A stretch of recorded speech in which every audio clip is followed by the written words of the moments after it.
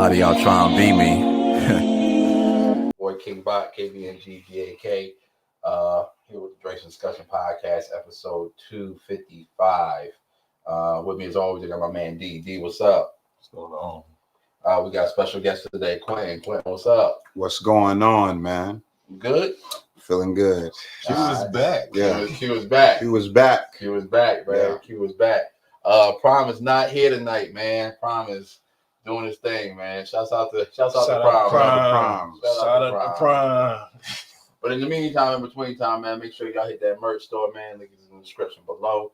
Get some merch. It supports the podcast. Join the crowd, bro. You doing the C proud. All right, man. So we got a couple of things to jump in. This is not the right. I ain't got the right notes. So hold on. I saw Jonathan Majors up here. That is not in the feed today. We are not talking about Jonathan Majors. Okay. All right. So a couple of things that's happening in the world we need to discuss.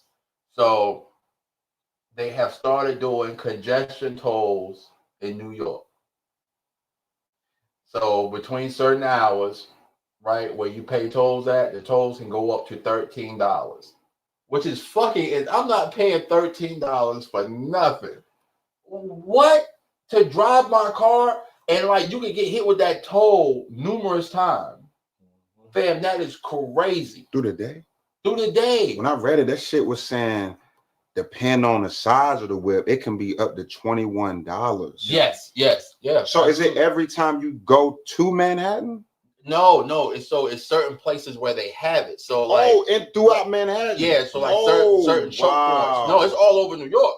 It's all over New York, but certain choke points that get like heavy traffic. Yeah. Like and the hours are crazy. It said between 9 and 9. Yeah, it's like 12 hours type like, shit. Like what the fuck? But everybody gonna be using it. Yeah. They're still charging them for the after hours, which was really crazy when I seen that. For sure. But the $21, the flip side I did notice was that if you was disabled, if it's like a disabled bus or like a yellow something, they had little links where like little joints where if you didn't have to pay if you want to go to that. But how many people going to Manhattan, like, you know what I'm saying? So, but they said it worked though. Yeah.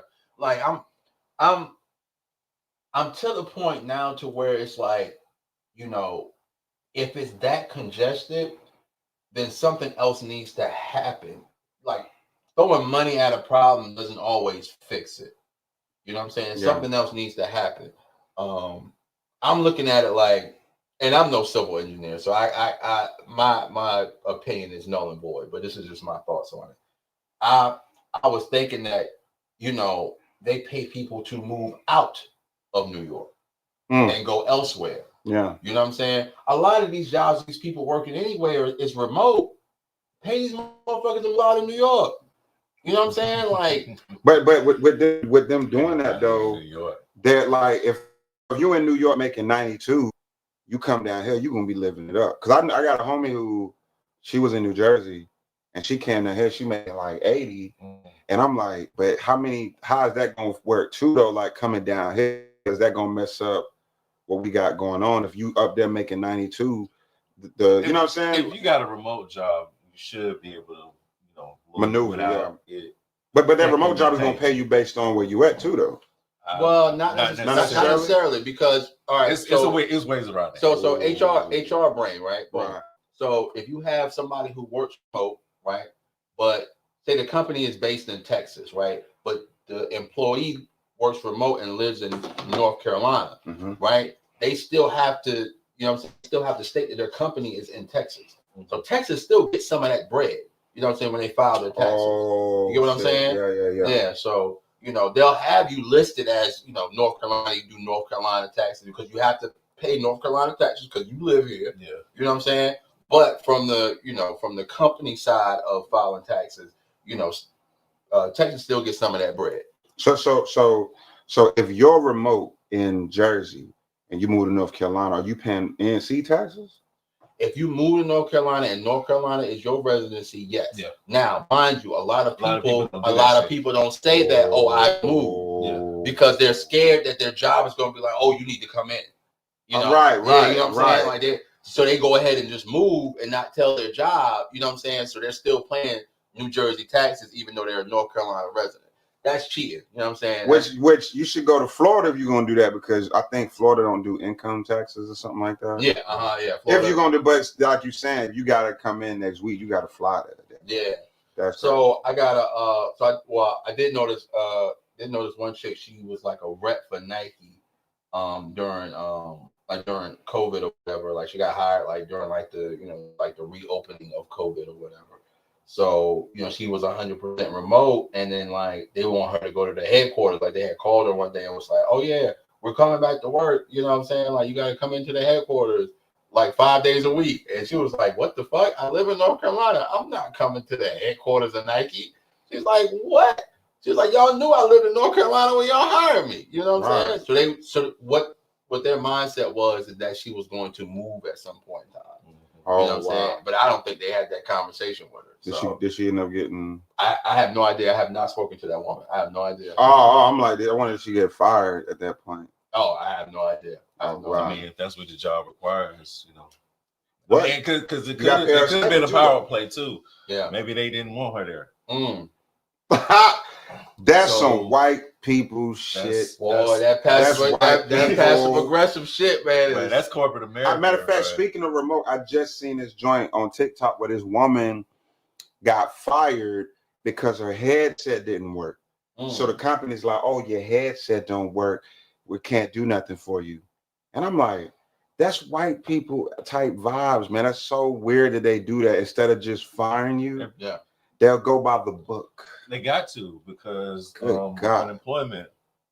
Oh no, not even that. See, look, this is the thing, though. This is the thing, and it's depending on where you at, because North Carolina gotta know they can fire you for whatever. That's bullshit. You can, yeah. You can still sue him. Bullshit. So North Carolina can fire you within the first 90 days of your employment at will.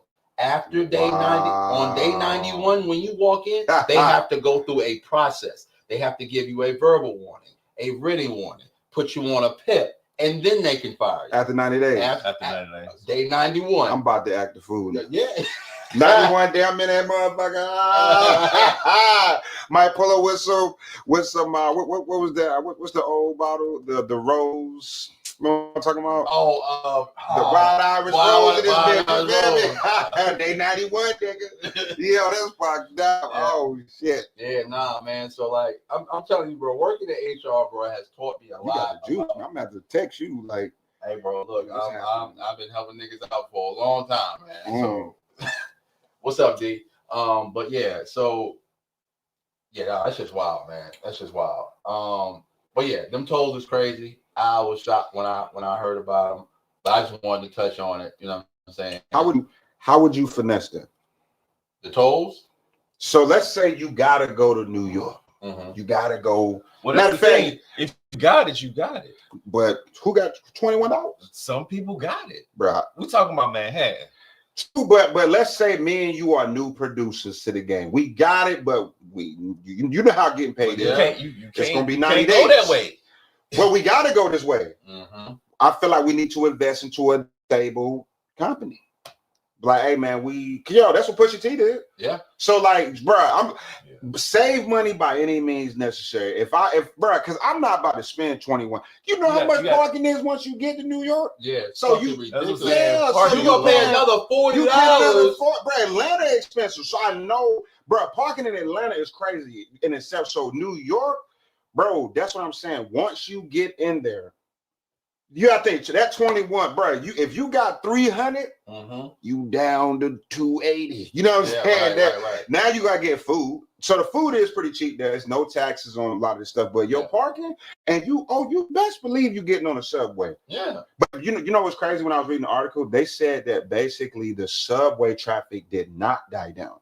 It actually went up. It has to. Yeah. So people can't afford that shit. So people can't get through the congressional. What's it called? Congestion toll. They're going to take the train from Bayonne. They're going to take. So do you feel like there's a safety measure at this point with this many people now getting on the subway? So Lady Freedom said, as someone who used their toll pass, everyone else does not. That's a fact. That's a fact. So some people don't. Yeah, but motherfuckers be used like when you was in college, like, yo, swipe me in for lunch, nigga. Yeah. Toll, they be using niggas toll pass and shit. hold the door open. Yeah, right. Oh shit! Wow. Yeah. Go through the emergency door and just Yeah. kind of. Try to slide in My there. bad, you know. But My bad. but no, man, like I think they're trying to make it so it's only foot traffic out there, bitch, bro. Mm-hmm. You know what I'm saying? Like That's wow. which is crazy, I'm but about to say that. it makes sense, but it's crazy because all right, so you put the load on the road traffic, which is going to hype up the metro traffic, which is then you still going to have an imbalance.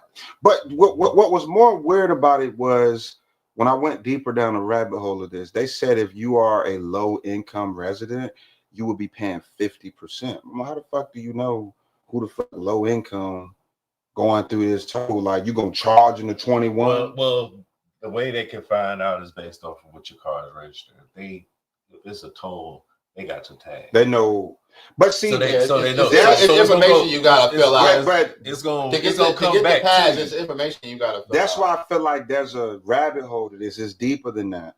It's like I said, they're trying to. If you got it, you right, got it. but if you don't, you have to deal with it. The like other end, right? else. But I still feel like this is a way for them to collect data, though. Brother, the age we in right now, man. Yeah, I mean, we bro, already got everything.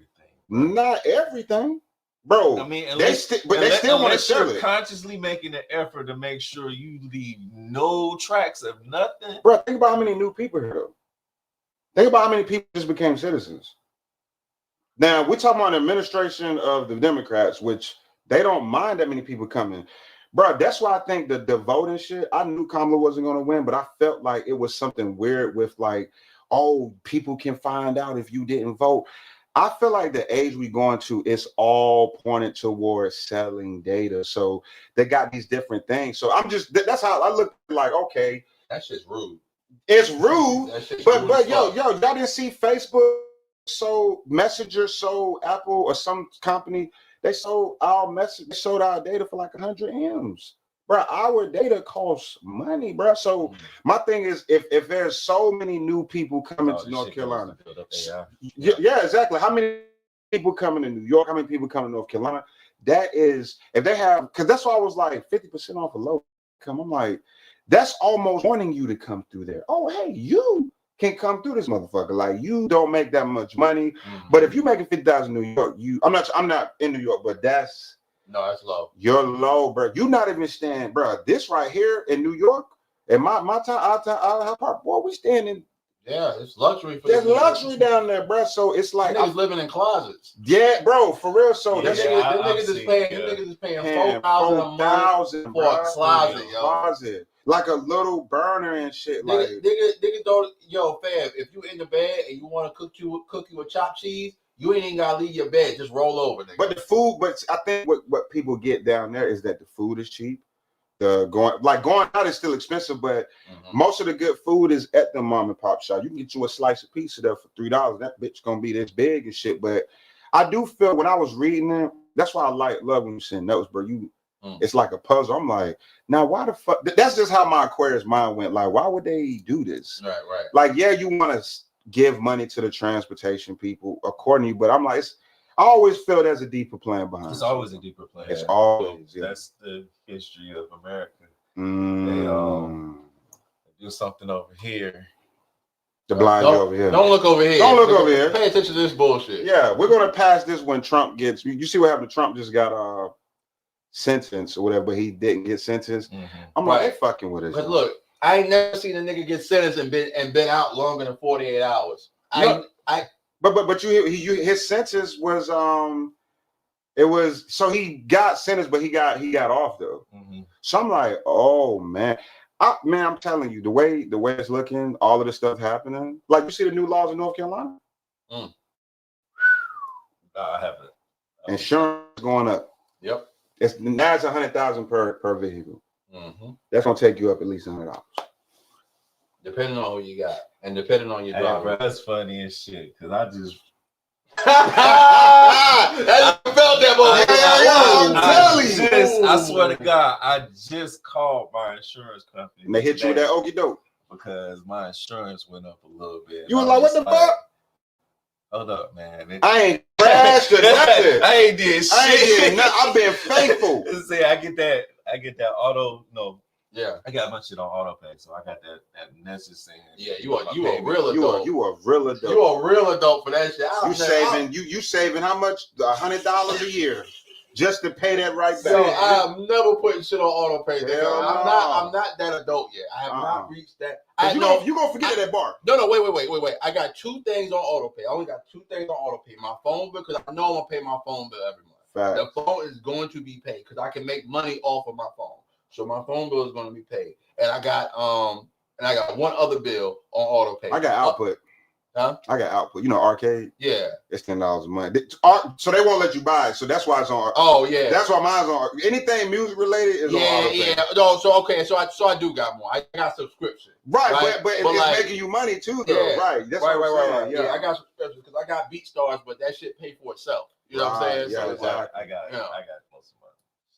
Really? Yeah. You are an adult, nigga. God damn. Yeah. That's why I come here. Because I showing me budget. things. I budget. You budget. That's a good thing. Being single helps me. But Being single. Oh, why not been in a relationship? Oh. Why not been in a relationship? So you saying relationships don't help you budget? No. Oh my God.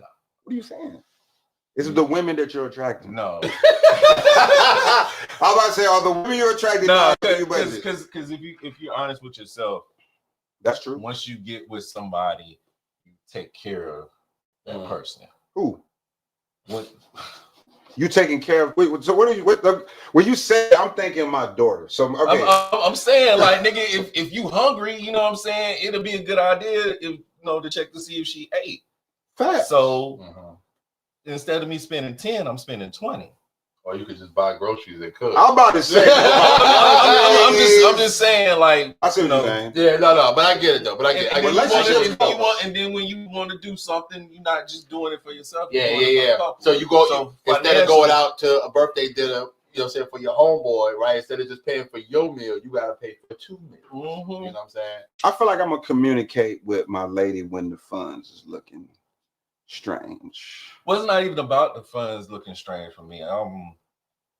And I know we've really went down the road. Yeah. I don't know where the fuck we going, man. We started talking about New York tolls and niggas talking about. You see what money do? Y'all see what money do to niggas? Money got niggas thinking deep. Okay, but on some real shit, like I grew up poor. I don't ever want to do that again. And you don't want your lady to go through that. And no, it's not even about my lady. It's me. I'm taking care of myself. Yeah. I've always lived below my means because I don't want to have to struggle for it. That's why I make ramen. That shit is not. I make ramen. You hear me, man? I'm gonna make big ass bowl of it. So boiled chicken. You feel me? Rotisserie, $5 at Food Line. Yeah. Man, look, I got me that little chicken shredder that look like a grinder. What? Put that chicken breast in there. Man, that's fucking 5 days. Motherfucking last you. 5 days, goddamn. Yo, man, I cook like a black mother that has 3 kids. You hear what I'm saying though? Rice and beans, 1 pot. Yep. Baked chicken. Yo, oh motherfucker! Why you don't use a lot of dishes when you cook? Because I don't need to. Nah, and eat the same shit. Yo, that's real discipline when you can eat the same fucking meal every day. Oh yeah, save your money. Oh yeah, because that hot sauce get tiring, goddamn. You done drown the chicken like damn. But man, that's funny, man. That's funny. All right, let's see what else we got. So speaking about money, so these LA wildfires have been going off. Oh man. People have lost their homes. This is the reason why I brought it up. So the headlines have only been covering the celebrities that have lost their homes. That has been like the headline. I don't give a fuck about these celebrities because they can afford to build another house once they get it okay. Right. I'm worried about these people. They was already in the other house when they right. Like, yo, fam, they had somewhere to go. Yeah. Matter of fact, I called. I had to call our my jobs. One of my jobs vendors today to get him to. You know what I'm saying? He fucked up an audit or whatever. So I had to get him to. You know what I'm saying? Call him, get us some money back. So he was like, oh, hold on a second. Like when I called him, because I got his personal cell phone number. So I called him. He's like, oh, hold on a second. It sounds like a fucking zoo over there, right? So I'm thinking it's just his kids. His kids might be, you know, homesick, whatever. I didn't know this nigga was, you know what I'm saying, on the West Coast. So I'm talking to him. He was like, yeah, you know, I got my daughter and her family here. So it went just from me and my wife to, you know, 8 people in the house. You know what I'm saying? I was like, damn. I was like, everything good? He was like, oh yeah, you know, our house got swept up in that wildfire. I was like, oh shit. I never thought I would talk to somebody who was affected by that. Wow. That was a crazy conversation today. Like the whole crib? Yeah. So they were all at, I don't know what part of where that he lives, but like he's somewhere on the West Coast because like ain't no way you packing up kids that quick. You know what I'm saying? Yeah. And he said they've been there for a while. So like when that shit first started and they said niggas get the fuck out, they got the fuck out and went to Pop's house. You know what I'm saying? The insurance company, y'all remember that? You know, listen, TikTok will have you down a rabbit. You remember when the insurance company Allstate them pulled out in California? But they said they're not paying for that shit. They're not paying for that shit. No, but they canceled on them way before this happened. Yeah, this was calculated. Hold on. You think this was? Bruh, remember what I just said? They do something over here. Okay, let's go. And hold on. This is a good rabbit. They do something over here. Okay. With those flying things. Oh man, that's crazy. And we get everybody looking at those flying. And don't shoot a beam over here. But what is the purpose of burning up people's houses? Well, now, I believe you, but what I'm saying is the smart cities. You heard about the smart cities? No, I haven't heard about it. Come on, y'all ain't heard about the smart cities? Tokyo got a smart city. Well, Cali has been trying to build it. Well, like Silicon Valley area? Man, no, they're trying to build it. Yo, so y'all do know there's a couple that owns like the water in Cali. It's a billionaire couple. And you ain't been seeing what they've been doing with the reservoir? Bro, the fire people they couldn't even get no water to put the fires out. So then the mayor Karen, she ended up, which is a Democrat, which is interesting though. Which is interesting. She cut the fire department budget by like 17 point something odd million. So you see what I'm saying? Like you said, there is these steps. See, that's the weird when thing. they start calculated. When they start, hold on, we got a comment. Let Freedom says, I believe the insurance companies are doing it because it's funny how they come into an area to do their assessment, and that same area has a fire or something. And you're absolutely right. Yo, so wait. What is this? Hold on. What does that mean? They come into the area and do an assessment. So, all right, you might have, all right, you know how niggas landscape, right? You know, like when you get your property taxes and stuff, they come out there and assess the land and see what the value of stuff is. So, like when they're always doing it, or you might put a company in a certain area, right? You ever get like door-to-door salesmen? Yeah, they're doing more than just trying to sign you up for some shit. They're trying to find out. Canvassing, not landscaping, canvassing. They're canvassing the area. They're canvassing the area first and foremost to see, all right, what kind of money is in this area? What do we stand to profit? You know what I'm saying? Like, all right, for instance, in this area, matter of fact, we was on a podcast one day, and fucking Verizon comes to the door, like two people from Verizon and shit, trying to sell the at-home internet before like the commercials came out and shit. Mm-hmm. You know what I'm saying? I was like, nah, I don't need that shit, bro. I'm good with the internet I got. You know what I'm saying? But you know what I'm saying? Like they was trying to sell the internet, but they weren't just canvassing to get new customers. They were canvassing to see, all right, what niggas money like over here? Because all right, we're gonna give y'all the first year free, and then let's see who actually pays their fucking bill. You know what I'm saying? Like that's the kind of shit that they do. You know, Lady Freedom says the insurance company doesn't lose anything. They're going to the government already, has given them these companies money, and that money is insured. Yeah, absolutely. FDIC. All that money is insured, man. All that money is and it's fucking crazy. So I was watching TikTok. This is fucking funny, yo. Yeah. I was watching fucking TikTok, man. Brody was talking and was like, you know, I don't know how true it is because I never found this out for real. But like, bro was like, oh yeah, you know, I took my birth certificate number is my routing number, and my social security number is the checking account, and like I got $6 billion, and they done sold me to a corporation, or they put my little baby feet on the shit. I don't know how true it is, but like a lot of niggas been saying it, or at least it's been popping up lately. I'll say this: that was a girl that I was producing. Mm-hmm.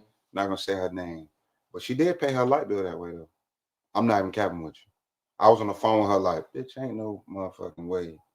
You just light bill. She was smoking, same kind of vibe. Quentin, I seen this nigga on TikTok. Tell me if I put my motherfucker. I'm like, do it. You know what I'm saying? Like, let me see what happens. She didn't pay the light bill. That's fucking nuts, yo. That's fucking nuts.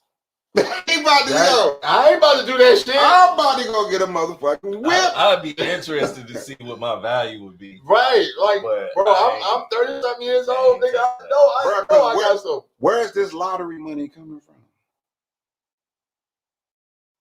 Y'all never ask yourself where the fuck this money? How are we in a recession? Y'all giving out $200 million? Because niggas paying $700 to get into. Nah, dog. The corner store getting the cut of that.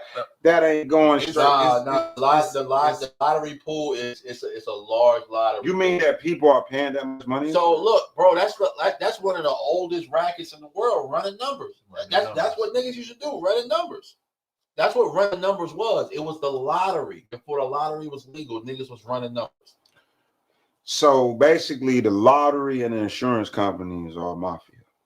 Pretty much. Yeah, that's what it sounds like. It sounds like the mafia. Because the insurance company is crazy. It's like, because I'm paying you because a lot of these just in case something happens. But if it happens, I'm in trouble. And I have to pay more. Pay more for somebody like, bro. My car got stolen. My insurance went up. My credit went down. I took Mike Tyson blows. They're like, the insurance company is gonna pay for this. Drop this nigga 100. I'm like, whoa, why my credit going down like this? That's what I'm saying. It's like my friend was like, I'm about to pay my car. I want a paid off car. I'm like, don't do that. Them white people don't like that. I said, them white people. This rich nigga taught me one thing about money, bro. He said, look at credit like being a rich nigga. He said, everybody gonna want something from you, right? And pretend they know your secrets. You always got to pay a nigga off. When you start paying that house off, paying that car off, credit people like that. They're gonna be like, this nigga paying off everything. So look, I told my little brother had called me. You gotta keep it, even if it's $10 a month. Yeah. Bro. So my little brother had called me, right? And he's talking about buying a car, right? So I said, all right. I said, you got a little money stashed away, you know what I'm saying? Boom, boom. I said, all right, man. It's not his first car. He's been had a car, but you know what I'm saying? He's trying to get another one. And I said, all right, man. He said, I don't know if I want to get something new or used. I said, bro, you don't need nothing new. I said, go ahead and get you something used. You know what I'm saying? At least three to 4 years. Right. Whatever you want, you go to that dealership and get it. Because if you go to that dealership, guess what? You can add the service package on it, so you don't have to pay for the regular maintenance shit. Yeah, that's what I did with CarMax. I got 150,000 miles. Yeah. So exactly. So you got to ask for it because they're not gonna tell you. No. Because some of them might, but the most of them you're paying more in the long run because you're paying their service department, right? You're funding their service department by coming in there and paying that $20, $30 every time you need your oil change. You know what I'm saying? Every time you need your tires rotated, every time you need that filter change, right? But if you pay it up front, you're paying less. They're not gonna tell you about it. You know what I'm saying? Yeah. They're not going to tell you about that portion, right? So I told him, get that service package. And I told him, I said, look, man, I said, whatever money you got, get a loan in that amount. I said, once you get the car in your possession, right, drop some shit on that loan, but don't drop it all. Drop it so you got payments, right? When you got them payments, you know what I'm saying? That's gonna build your credit. You pay off a car, it's like you paying off a house. Don't pay a car off. It's crazy. No, I'm telling you, bro. I paid my shit off quick, fast, and hard. Have to. But I'm saying though, my credit score is how amazing, much? Well, no. But you probably got other shit on your credit too. That, bro, that car was not the only thing in your credit. You cannot, if that's the only thing in your credit, you better not pay that motherfucker off. You need to have more shit on your credit.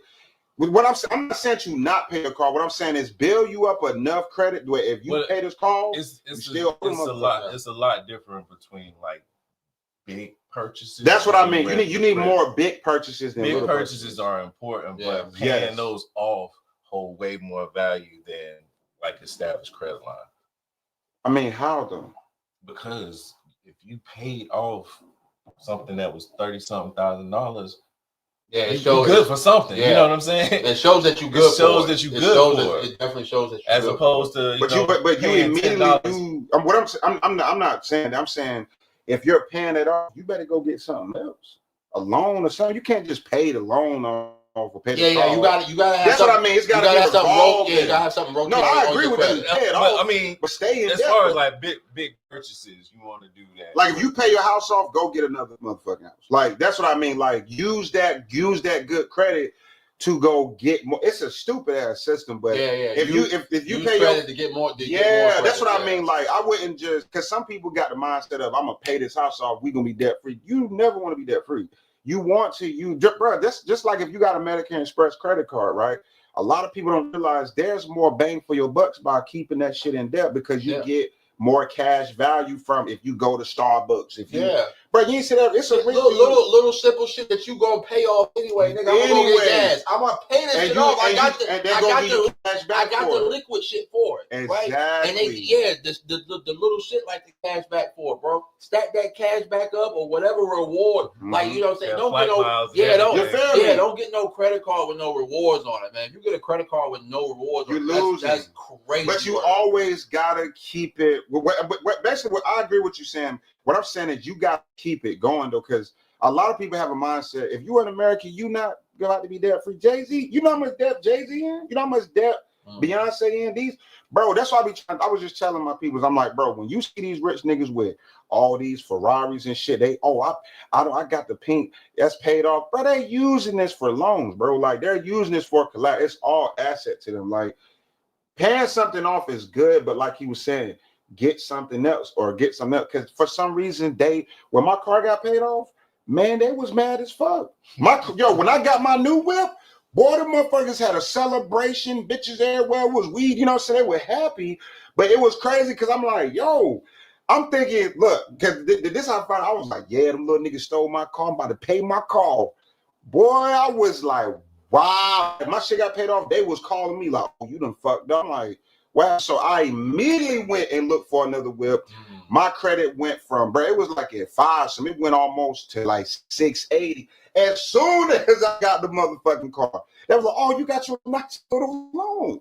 And that's when I realized, okay, even if I pay this off, get another one.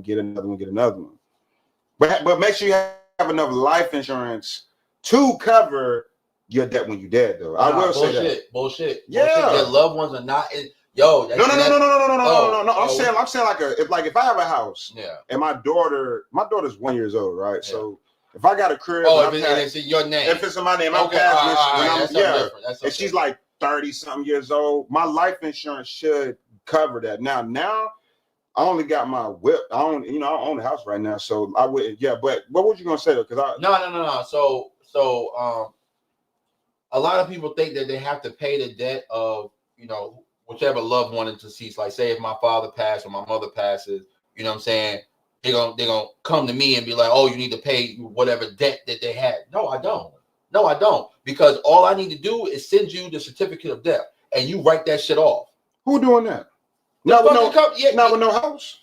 Oh, well, they sell that to the state. The state buys that. Yeah, but wouldn't you want to they still write it off. But yeah, you would still want to keep it. But I mean, I'm not in a my family's not in a situation to do that. Well, no, I'm just saying in a good situation, like you want to get life insurance enough to cover whatever assets that you do have. Right, assets that you want to keep. That your family can use to borrow. Not no debt from no credit card. Yeah, fuck the car. Yeah, because I'm gonna tell them to take a dick in the ass. Yeah. I'm not paying you nothing, bro. Take a dick in the ass. Yo, I'm not paying you nothing, bro. No, facts. I'm gonna put a strongly worded letter. Yeah, no pause. Ain't no pause in it. I feel like if you can't borrow against like a house is asset. Yeah. Depending on what type of car you got is asset. Credit cards, fuck them. But you see what happened to Chad with Bozewick though. Mm-hmm. whoever's handling his money, the government came and still, because they're going to still come get their money. But a lot of people realize that you want enough, bro. You don't even need to have, whole life is good because you need cash value. But if you have a house or whatever, you can get a 30-year term. The house is for 30 years. Just cover that for the 30 years. After you pay that house off, go ahead and cut that, you know what I'm saying? Get you a little IU or whatever you want to get. But that's how I look at it. Like, I'm going to make sure my life, like right now, my life insurance is good for, if something happening with anytime soon, Elijah can go to any college you want to go to. Her mom can take care of her. But it is, I also have the privilege of not having that much debt, right? I only got my car, to be honest with you. Yeah. And so if something happened, there's all that money. You don't got to worry about bearing me, but you can still use this to do something else. So, but yeah. But no, what you were saying was facts, though. You should want to pay off big stuff because that do look good. The big stuff is the important stuff, and the minor stuff is what you, like you're saying. Whoever heard of a black guy named Jake? I don't know who the fuck Jake is. I don't know who Mandy was talking to. I don't know. I don't know. With a spunk. I don't know who Jake is. There is no Jake on this. Yeah, maybe she was talking about Jake from State Farm. You know what I'm saying? Shit. Yeah, why he couldn't be Brian? You know what I'm saying? Or like or shit, Rashad or something. You feel me? Like Rashad. Is anybody gonna trust Rashad selling insurance? Hell no, nigga. Rashad trying to sell me some insurance. Get your fuck ass out of here, man. All right, man. What else we got? Oh, all right. So look. So I hate talking about this particular topic. It's the last one we got on the feed. I hate talking about this particular topic, but Meg Thee Stallion's restraining order against Tory Lanez has gone through. What? As of January 9th. What he do? What? Bro, wait, he's still locked up. He hasn't. No, listen. Okay. Remember, we talked about this last time you were on here. Everything is set up for him to get out. He's still locked up. Everything is set up for him to get out. All right. You think go. Yeah. So it's a deeper, darker criminal link here. All right, boom. So they have already aligned with his release, right? His release from prison is going to not allow him to tour anywhere in the United States. Yep. He can only be in Canada, Europe, and it's like there's more money over there anyway. And wait. He can only go over there, right? Boom. So with that, right? We already know that shit's lined up. The next thing was her getting a restraining order on him, right? Mm-hmm. So Rock Nation is behind this motherfucker pulling strings, and I shit you not. So she's got a restraining. So first she came out with the little documentary shit on Amazon Prime. Fam, I didn't even watch it, bro. I don't want to hear you spew lies. I don't even want to watch it, right? So she came out with that. January 9th is when the restraining order got approved by the judge, right? So boom. So now she has a restraining order against Tory Lanez. Tory Lanez is going to be out in 2025. Don't quote me on when, because I don't know. 2020 what? 2025. This year. I'm thinking you're talking about January 20th to 20th. No. The 25th. Okay, yeah. No. Okay. He's going to be out in 2025. Don't quote me on when, because I don't know. But he's going to be out this year, right? How is it legal for her to get a restraining order on a nigga in jail, though? He's incarcerated. When he gets out, this is what I'm saying, bro. Like they already know he's gonna they know he's gonna get out. They know he's gonna get out. Okay, so that means he kissed the ring. He kissed the ring, bro. The evidence is so real. Look, this was the thing. The reason why all that shit happened, I promise you, it's dirty motherfuckers in the world, bro. The reason why all that shit happened, Tory was on was it COVID radio, what he was doing on Instagram. Yeah. He was on COVID radio with Meg talking about, oh, yo, I got something big happening, boom, boom, boom. Talking too much. He was going 100% independent. Fuck these labels, fuck the distribution. I'm not fucking with none of y'all. I got a way to go 100% independent and keep all my money, keep all my masters, and not pay Leo or none of them niggas, right? You think Rock Nation is hearing it? Rock Nation is the biggest distributor of music right now. They got everybody on the hook. And the director worked for the feds. And this is what I'm saying. You didn't know that? And this is what I'm saying, bro. Well, used to. Yeah, but this is what I'm saying, man. Being too talkative on Instagram, on social media platforms, whatever. Little nigga shit. Right. At the end of the day, that's where he fucked up at. That's where he fucked up at, and they got his ass. Okay, but here's the thing. So that falls in line with what we was always talking about. It seems like every time African American male of some kind of position of authority tries to make a power move, something fucking happens. Well, if you're gonna make a power move, that's a power move. You can't sleep with the white man. Mm. You can't do that. You can't come using this then talk shit. But back to this though.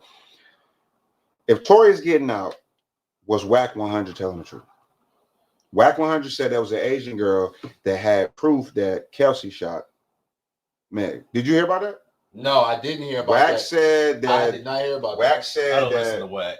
No. Bro, I can say one thing though. Whack do be on it though, bro, because this is weird that it's happening. He said they have another footage of the Asian girl's angle that she was sitting on a balcony, and it's proved that Tory didn't shoot the girl. Right. The question is, if Meg is getting a restraining order on Tory, and it's proven that he's innocent, doesn't that restraining order go out the window? Or is he? Because how are you getting out? No, the restraining order does not go out the window because by law you are convicted of said crime against this woman. She can get a restraining order against him. So how's he getting out? I'm telling you, bro. I'm telling you. They gonna figure out a way. So you can parole out, bro. Like you can from shooting the motherfucking. You can serve. So what's probably gonna happen is they're gonna work out some kind of appeal deal where, all right, you're gonna get time served. The rest of the time you're gonna be on probation. You can't leave Canada for X amount of time. And then they're gonna tax him on the back end. They gonna tax him on the back. Like he gonna pay. Bro, he gonna pay. Money he's sitting on. But yeah, because his record's been charting. This nigga's record's been charting, and he in prison. This nigga record's been charting. So if we already know your record charting while you're in prison, you're gonna make that much more money. So that's what I'm saying, charging man. you the regular. So he gonna get out just because? Do you think it's because of the economy? No. He kissed the ring. What does that mean? All right, so look, man. One of them execs for the viewers. Right. One of them. She can say she's scared. That's all it has to. Oh, that's true. Yeah, I mean, and that's true too. So should be scared. So he kissed the ring, right? So what does that mean? Yeah. One of his visitors, while he's been locked up, one of his visitors was probably a record exec and said, "Nigga, do you want to get out? Yes or no?" Yeah, nigga, I want to get out. Hey, yo. Because you ain't fucking no girls. Yo, fam. You jacking off to the extreme. Yo, fam. You have to kiss the ring. Whatever that man that came to see you said you agreed upon, and you kissed the ring, nigga. You said yes, nigga. I am a bitch, and I am not want to be here no more. It's kind of what me the fuck out. So do you think Thug and Gunna kissed the ring? Oh, absolutely. Them niggas did that shit. Whatever. I would say Thug did. I don't think Gunna did. Whatever the accusations was, them niggas did that shit. Wow. I think so. But here's the thing though. Why? So I'm gonna be on Meg's side on this. Why would Meg lie this bad on Tory though? Like, what's the purpose though? Like, bro, it's already proven that she lied. So she got on Gayle King, right? She said, "Oh, I never had any sexual relations with Tory," but then gets on this shit with Amazon Prime and I don't get why she did that. You're right, and said, "Oh yeah, me and Tory was fucking." Hey yo, fam, I've been telling y'all niggas that since episode fucking 200 when the shit happened. You know what I'm saying? I've been saying, yo, she's lying about Tory was dicking her down.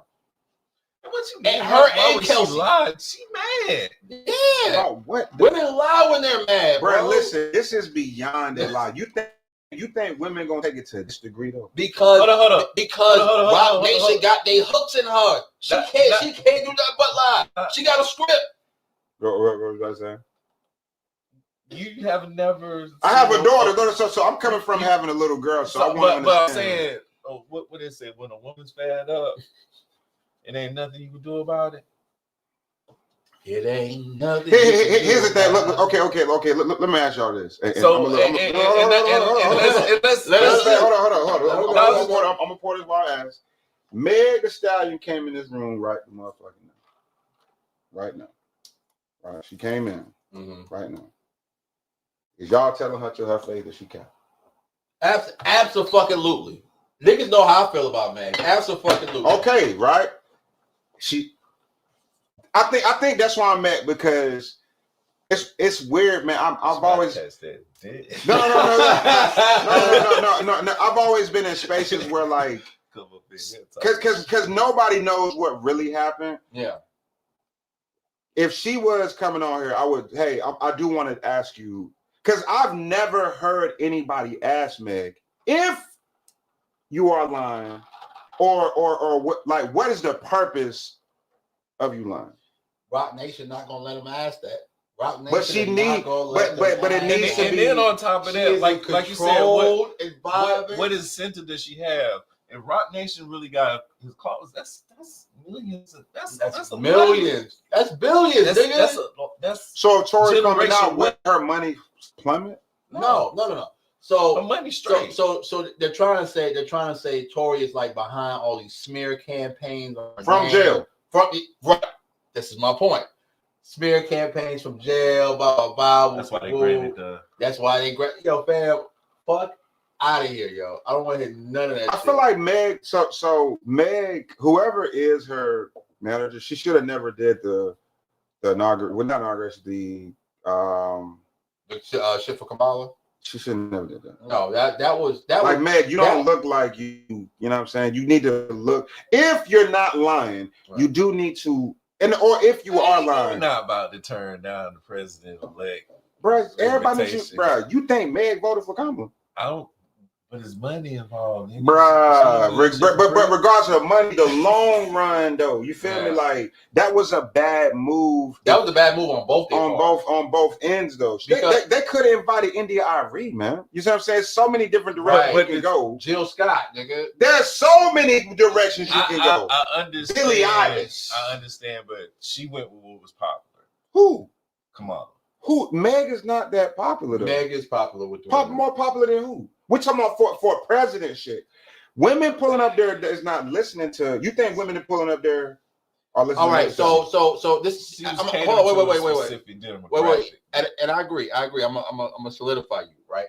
So what Kamala was trying to do was solidify her blackness, right? Because she wasn't black until she started running for president. She was Indian prior to, and it's interviews to fucking prove that, because she never claimed to be black until she was on the ticket for the Democrats. I'm just saying that, man. I'm just saying that. Nigga, I didn't know she was an AKA until she was going towards. I didn't even know she was in the Divine Nine, bro. I can't. Bam, when I saw Kamala, all I thought from Kamala was, hey, yo, look, it's a shorty. You know what I'm saying? She fair skinned. She in the White House. What's the lady that was working with Trump that got the podcast now?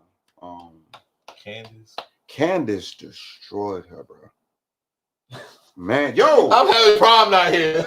Man, yo, Candace was coming up with facts. And see, so the problem, the thing that I want to do is just being black in general. Mm-hmm. I don't want to throw no shade on Meg, right? Because I would want to understand what type of trauma have you been through, or what are you going through that has you wanting, if you are lying, that got you lying on a black man type situation to a white platform. Because once you tell a lie, but it's deeper when you deeper. It's deeper when it's us though. It doesn't matter. No. It does matter. It does matter. It does matter because you said that shit to the world. You said that shit to the world. You said that shit to the world. White courtroom. But if you only thinking about yourself and your family, me and mine, yeah. I don't think she was thinking about herself. It's the crab in a barrel mentality. Yo, I gotta do this because I gotta maintain this lifestyle for me and mine. I gotta take care. It's the crab in a barrel mentality. But you're losing Willie Lynch letter, nigga. Like, but you're gonna lose. That mentality is maybe 60s, 80s, 90s. We're in the age of information, right? Everybody got a phone, so wouldn't she lose more if she is lying? I want to give her the fact that I'm not saying she did or didn't.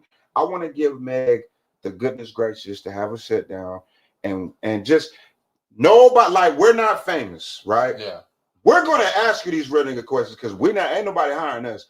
Ain't nobody hiring us. Like we're independent. What is the purpose? All right. So look, Lady Freedom says she gained a lot from playing innocent, quote, the victim.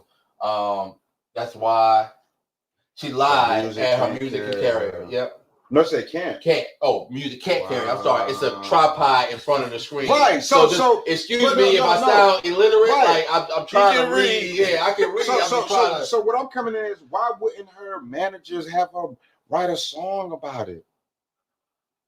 Like, why not take the Beyonce route? Because why not make a lemonade? But look, this is not that era. This is not that era. This is the. So they want to hear her twerk after getting shot. Yes, yes, with a broke foot, with a shot foot. Yep, they want to see you twerk. We don't give a fuck about your foot. We want to see ass, nigga, ass and titties. Because Nicki Minaj said she was lying. Nicki said she was lying. So you ain't hear Bigfoot? Oh yeah, I did hear Bigfoot. Bro, Nicki said, y'all notice Meg didn't come to more after that. She said, I got information. So I'm like, okay, Nicki. And Nicki got way more money than Meg. So you know Nicki, bro. Nicki connected, bro. She done made them white people money. So when Nicki said it, yeah. Then Drake said it, yeah. I was like, okay. I don't know if she's lying, but these are two very credible sources that are saying you're lying. Drake don't fuck with Jay-Z like that. Right? He don't fuck with Rock Nation. But the weird thing about Rock Nation is, you didn't know this. The lady that be with Jay-Z, she was with the feds. That she was an informant for cocaine. Mm-hmm. So look at her. This is factual. Mm-hmm. So it's really strange that, and I'm not being funny to say this, I would ask him this. When 21 got free, mm-hmm. I've always said, I think the people that you least expect work for the feds. Oh, absolutely. Yeah. Because I think Gunna them got caught off of some other niggas. Because you can't move in silence if everybody know what you're doing. Because why would 21 get free? And I'm like, Jay-Z did it, but I'm like, well, look who Jay-Z fucked with though. Yeah. A lot of people don't know that part. I'm not saying 21 is a snitch. I don't think 21 did anything funny, but I do think it's weird that Jay-Z can just come in. And I'm like, what type of connects do you have to just come in and free a nigga who was illegal? That's not no normal. You got enough money to do it. Who? Now you got to connect. You ain't enough money for that. I'm saying, ain't no nigga have that much information. Once you establish like getting money to a certain level, you get connected. I don't think it's money like that. I got a comment, brother. What is that? Because people would listen to. Bro, I ain't got no glasses. You ain't. Where your glasses at, nigga? Yo, you sit in privacy. You gotta read the comments. Which comment? No, the one I got highlighted right there. Lady Free, right there. Because people would listen to it just to see if she dropped information, and the label knew it would sell because the incident people. So, her? Yeah. She talking about Meg because innocent people are nosy.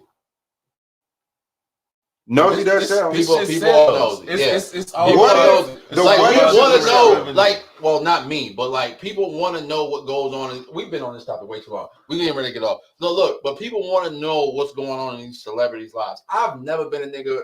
Look, bro, all I want you to do is rap good, sing good, act good, nigga. I don't give a fuck about nothing else you got going on. Right. Those are the only three things I want you to do, nigga. Rap good, sing good, act good, nigga. Like, that's it. But the industry we in, man, you know that it's more to it than that. Right. Like, niggas want to know about you know what? You know what was the starting point of that shit? Fucking MTV Crib. Niggas come see how I live. Because I don't give a fuck about what you living in, nigga. I can't live there. Right. The thing is after I say this, we can go to the next topic. Right. It's about marketing and lifestyle. What lifestyle does Meg market? Ratchet. But she rich as fuck though. And that's why it's okay to be ratchet, because you're rich. Mm. All right. Yeah, go ahead. All right. We're getting ready to get off of this, man. I let this go a little extra longer than normal, only because I couldn't get both the videos for the spice. I'm sorry, dog. I couldn't get the cooking with Kaya. I couldn't get that one. It went down low, bro. I was trying to. I know we talked about it last week. And you said you ain't know nothing about it. Yeah, I was like, bro. So it was all right. So I would tell the viewers. So it was a prank video of like people, like dudes making dinner for their girls. Oh my God, it's so good. Where did you get this recipe from? I got it from Cooking with Kaya. Cooking. Wow. Yo, the girls was beating this nigga's ass. The switch up was real. The face these women made, they went from joy to fucking. I'm gonna beat your ass, nigga. You know what's fucked up about that? What's the new nigga name? Alfonso with the Mufasa. Y'all been seeing that? Oh yeah. So it's cool for them to do that. It's cool for them to like Michael B. Jordan. It's cool for that, but why niggas can't like cooking with Colin? You know what that social experience showed me? And I'm gonna say this publicly, bro. What's this? What happened? You about to pull it up? No, go ahead. Keep talking. You good? I mean, it's a lick talking, but I mean, it's something I know. A lot of black women don't support black women. They don't. But black men will support successful black women. This is the thing. They don't. They support black women when it comes to talking shit about the black man, for sure. I'm not gonna do that. No. I've noticed. I've noticed that. I'm not disagreeing. Because cooking with Kyle was cooking for her man. I'm not disagreeing. She was cooking for her man. The sisterhood is in one direction, and from what I hear, cooking with Kaya, she represents a pick-me, which goes against. But why is it a pick-me when you love a nigga though? Because it goes against how society is trying to project things. Hold on, we gonna save it. We're gonna save it for when we actually got the video because I really want y'all to see it. Can y'all hear what the AC on? We're good. He is not the father of my child. I am the Virgin Mary. There's no other possibilities. I have not been messing around with anybody else throughout the time that we were messing around. So you are 100% positive, Mr. Harrington. If he is not the father of my child, I am the Virgin Mary. There's no other possibilities. I have not been messing around with anybody else throughout the time that we were messing around. So you are 100% positive, Mr. Harrington is your child's biological father. Yes, ma'am. No doubt in your mind. No doubt in my mind. She didn't even tell me that she was pregnant. I had to find out through an anonymous texter that. How did you find out she was pregnant? An anonymous texter, I swear. We got into a conversation. I got the text right here. I hope he's not the father. He acting. How do you deny and deny and deny? And you're denying for these girlfriends. Hold on. I want to be clear about your hope. So now you hope he's not the father after you said he was the father all day? I know he is the father. So let's just be honest before we open this envelope. Could it come back some other way? No, it cannot. I know that could be only one other person. You don't know. You don't know. No, I do. Fascinating testimony, Ms. Day. We've been waiting all day for this. No, I think people are getting confused of what I'm trying to say. I'm gonna let that testimony speak for itself. Mr. Harrington, you are not Told you, bro. Are you serious? Told you. Can I Millie Rock? No, you can't. Miss Day, you were so certain. You said you was a Virgin Mary. Right. And I did not see you come down from the heavens and land there at that podium. So you still are Kayla Day. Right. So now we're here. We got the answer. Do you know who Nalani's father is? Because that's my real question. Do you know who Nalani's father is? Yes, ma'am. Okay. She said yes, ma'am. Yeah, she said yes, ma'am. Yeah. Okay. And you talk about commitment to a lie? Hold on. Here we go. This is my thing. They should be locked up when they do that. Absolutely. You should serve 1 year in prison, and but I think on the flip side, if they find out who the real father is, you do got to take care of that child though. I think when a woman lies to that degree, then yeah, you should be locked up. I think that's a fucked up thing to do though. That's extremely fucked up to do. Now, if you don't know, you don't know. Nobody's, but just because I'm on camera, motherfuckers can judge me. Let's flip it around, right? Having a daughter, this just how I think. There's a reason that women will lie to a degree, because they will get murdered. Guys are more emotional than women. If you the nigga you fucking find out that you cheated on him, and you got another baby mama. God, I love how this podcast about to come full circle. No. Keep going. I got it later on. Yeah. Like it's just because me and you we destined, bro. But I feel like women do have to lie in a sense because men are not in tune emotionally. That is true, bro. You gotta admit that we're not that much in tune. So they will. There is a legit fear that women have to having to lie about that. The problem I have is if you're in a safe space, why keep lying though? Because I'm not gonna lie, like my daughter, you know, that there is things that she's gonna have to subject to because of society. Like being her dad, even if I teach her it's okay to talk to me, how she is around amongst people is how she will be formed. That's what it is. Men are more emotional than women. When it comes down to fucking and stuff, niggas will cut your head off and shit like that. It's proven, they go crazy. So I do feel that I get why you're lying, but if you're in a safe space and you know that nothing's gonna happen to you, not in danger, why continue to take this brother through that? Because I get if you gotta lie. But because we're not listening. There's no such thing as a safe space when betrayal is out there. Yes, it is. What you mean? Bro, if you cross me, like, how you gonna tell me how I should react to you crossing me? Bro, you shouldn't kill nobody though. How you gonna tell me how I should react? It's a whole. All right, so look, boom. Wait. The premise of this podcast, right? The initial reason why I started this podcast, and then you know what? Why I revamped this podcast was because I needed to have a safe space for men to talk. Right? Yeah. You have The View, you have all these other daytime shows with nothing but women on the panel, giving out all kinds of toxic information. Hey, yo, fam, it is a show called Snap that only shows women that have flipped out because they mad. Yeah, because they man has cheated on them. No. A lot of them would cheat on their men. Right. Well, yeah. But you know what I'm saying? Crimes of passion, right? It not only happens to women. No, niggas do it too. Hey, yo, fam. I ain't gonna lie to you. I sat back and thought about it, and I was like, yo, if I walked in, if my shorty was fucking another nigga and I walked in, I would make that nigga mad uncomfortable. I'm taking my clothes off, I'm pulling my dick out, and I'm dapping this nigga up and saying, yo, let's go. You know what I'm saying? Somebody getting fucked. What are y'all two? I'm making that nigga mad uncomfortable, bro. I swear to God. But let's be transparent about this though. You find out your girl just got a train ran on her 2 weeks before you met her. What you gonna do? Don't lie. Keep it 100 now. Hey, this is a crazy. Keep it 100. No. This is proof point, bro. What are you doing? What are you doing? Your question has zero context. Yes, it does. This is the proof that women. Just answer the question. No.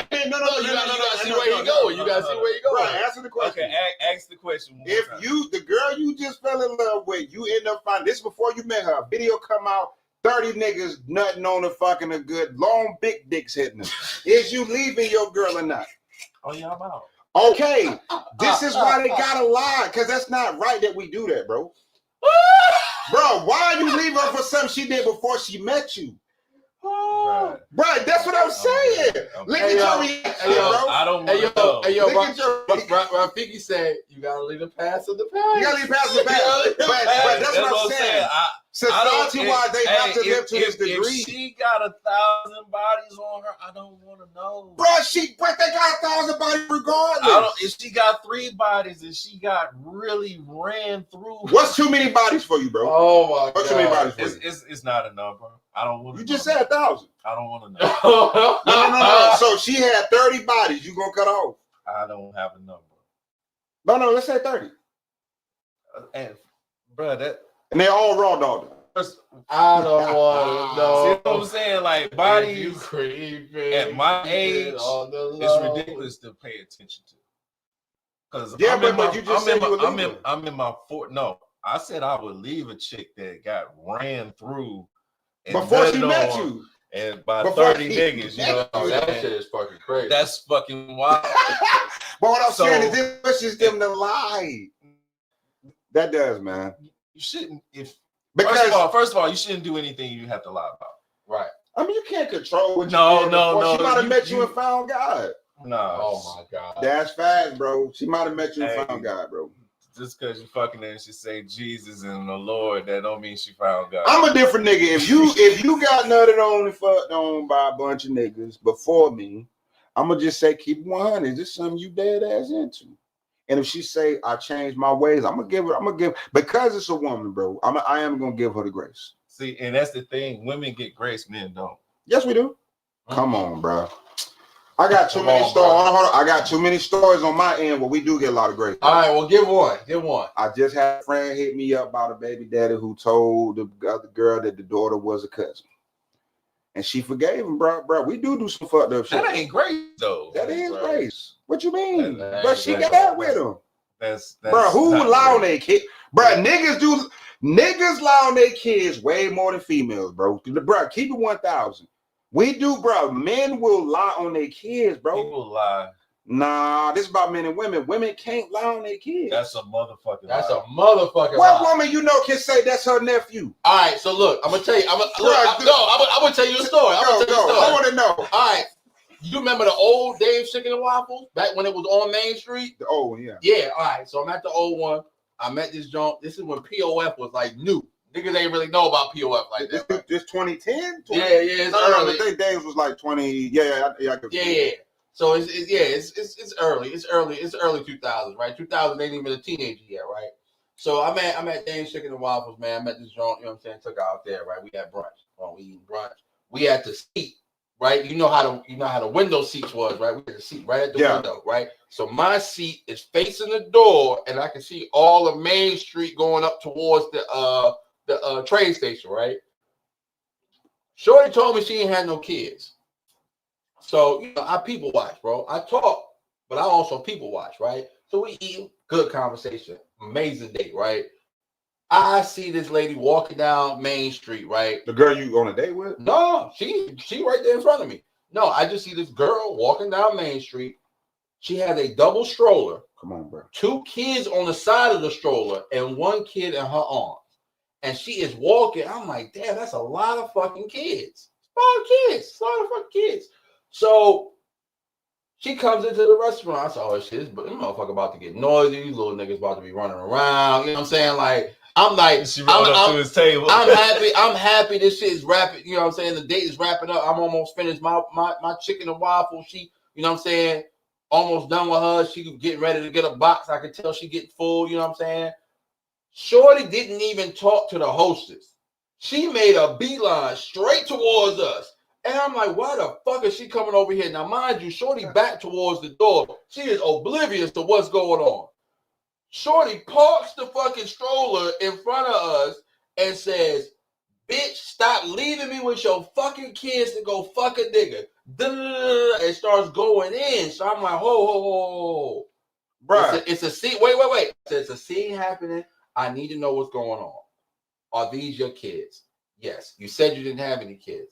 Yes. I said, all right, I'll be right back. I went up there, I paid for my food, and I fucking left. I said, yo, fam, I'm not doing this. I'm not doing this. She lied about 5 kids? 5 kids, nigga.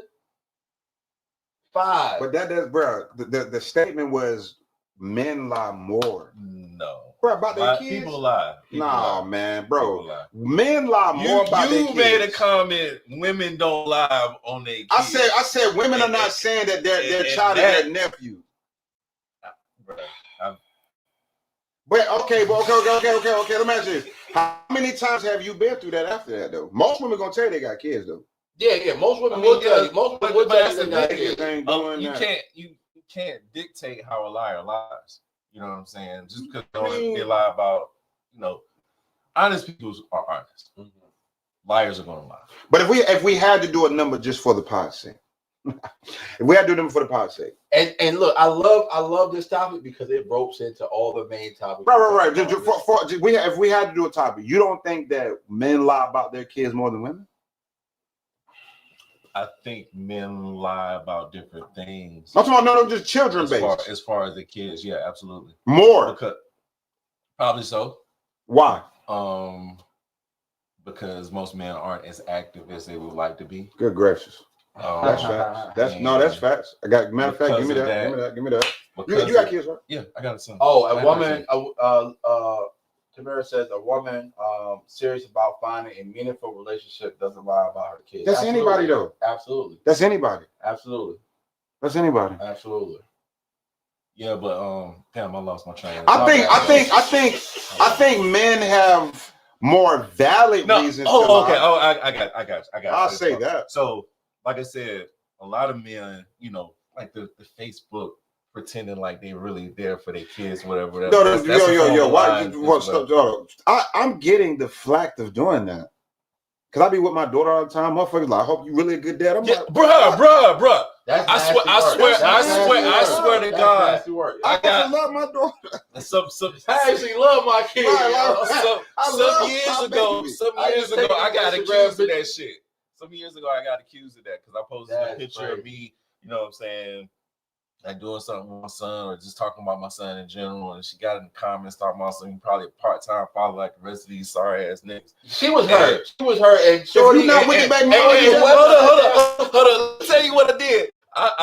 I would say, who the fuck hurt you? I had my son because I always have my son when he's in school or whatever. So I had my son. We broke down the date. We took a picture and we smiled and we sent it to her in a message. Wow. Saying who hurt you? My nigga. I'm petty like very you know petty. Who the fuck hurt you? Who hurt you? Because like yo, don't I say it's easier for inactive fathers to hide their kids. No, it is. It is because if you're not an active dad, then it's easy to hide your kids. Okay, I'm gonna say before you go, I will say this: having my daughter and meeting women, I've had women say, without knowing my situation, they'll say, if they're under 5, the love is still alive. And I said, that's very selfish for you to say. Why not? And then women are very nosy. They want to know who your baby mom is. I will say, I kind of see why niggas lie in a sense. But I'm never gonna lie about my baby. I'm prideful about my daughter, but I'm not. I get why niggas lie though. I don't think niggas stress women out because if she would have told you that from the jump, you still would have took her to dance. No, the fuck. No, I wouldn't. Hold on, man. He talking about 10. Wait a minute. He talking about 10 no. 5 under 5. Listen. Look, 5 under 5. Hear me out. He's in his 20s. You know what I'm saying? Like that doesn't make sense. Hear me out, brother. Hear me out. If she would have hit you with, look, I'm just trying to get to know you. No, real talk. I want to get to know you. I want to connect. You a cool nigga. I just want to spend time with you. But you know you would have went out with her though. Like if she not on no fuck shit. Cause what the kids got to do with y'all connection though? Nigga, I am 20-something years old, nigga, with no kids. Hell no, nigga. I didn't want to be an instant father. Do you know the amount of snacks you missed out on? Nigga, I could have fucked her. I had to take her to days to fuck her. Man, no, man, bro. Women with kids are amazing. Fuck her, bro. I love women with kids, bro. No, the snacks fire. Nigga, after I bust your shit down, I'm about to bust 2 of these Capri Suns. Come on now. And let her have Welch's gummies. And look, no. She got to have the Black Forest shits in there. Black Forest? Yeah, the Black Forest burst, nigga. Yeah, you don't know about them, man. No, nigga. I be eating my daughter's snacks to this day, dog. She got these little wafers with the little cream in the middle. Listen, what I'm saying is, yo, I'm not, bro. If you got 4 to 5 or 6, I'm still gonna rock with you. My mission is this: are you taking care of these children? Because I don't think it's fair for us to judge people with that many kids, bro. It's not about judging; it's just understanding what's. It's having for me. It's having. You don't gotta marry her though. No, I'm talking about just going out with her. Going out. I'm not just going out with her. Why go out with somebody? Yeah, I'm not going out without intentions, bro. I don't. Yeah, at 30, intentions are perception. Oh my God! All right, we moving on. I just put your own game. No, we moving on. Bro, you really know how something really gonna end? How? Nobody knows how something will end. Let me just throw this out. Damn, I know. Probably best thing ever happened to you, my boy. Because the story of what you talking about. All right, hey, bro, stop. No, don't even respond. No, we're going on to the next topic. He doing on, bro. All right, man. Yeah, that tight snatch. You feel me? I know she do. I know it. You might put 6 in them. Go. And that's the thing. Right, so look, too fertile, guy. So stay away. So I was having this conversation, right? I was at a game night, having this conversation, right? And I don't know why girls ask these dumbass questions, but shorties be like, "Oh, what's your go-to line?" And you know what I'm saying? Like that's the kind of go-to line. Wait. That's the kind of conversation that was happening, right? So I'm just observing, watching niggas, right? So one of the guys asked, well, what they asked the women, what question do you hate a nigga to ask on the first date? And I bet y'all know. all the women said this question: what happened between you and your ex? Why are you single? Like, you know what I'm saying? Like, it was niggas asked that. It was something that realm. No, but that is actually my favorite question. I don't word it that way. That's actually my favorite question because it tells you a lot about it. My question to the women on the first date is to ask, what role did you play in the failure of your last relationship? You asking women that off the gate? Yeah, absolutely. Absolutely. Because that tells me if she takes accountability. That tells me if she's self-aware. You know what I'm saying? Yeah. Because and then also it because shows you how she handles breakups. No. And it tells me if she can answer a fucking question directly. You know what I'm saying? Because a lot of serious what a lot of women will say is, you know, it just didn't work out. Yeah, right. No, I didn't ask. That's not the question I asked you. I asked you, what was your failure in that relationship? Now, if she says, oh, well, you know, that nigga was broken. I tried to fix him. Shit didn't work out like I thought it would. I respect that. If you say, shit, nigga, I cheated on that nigga. Okay. I respect that.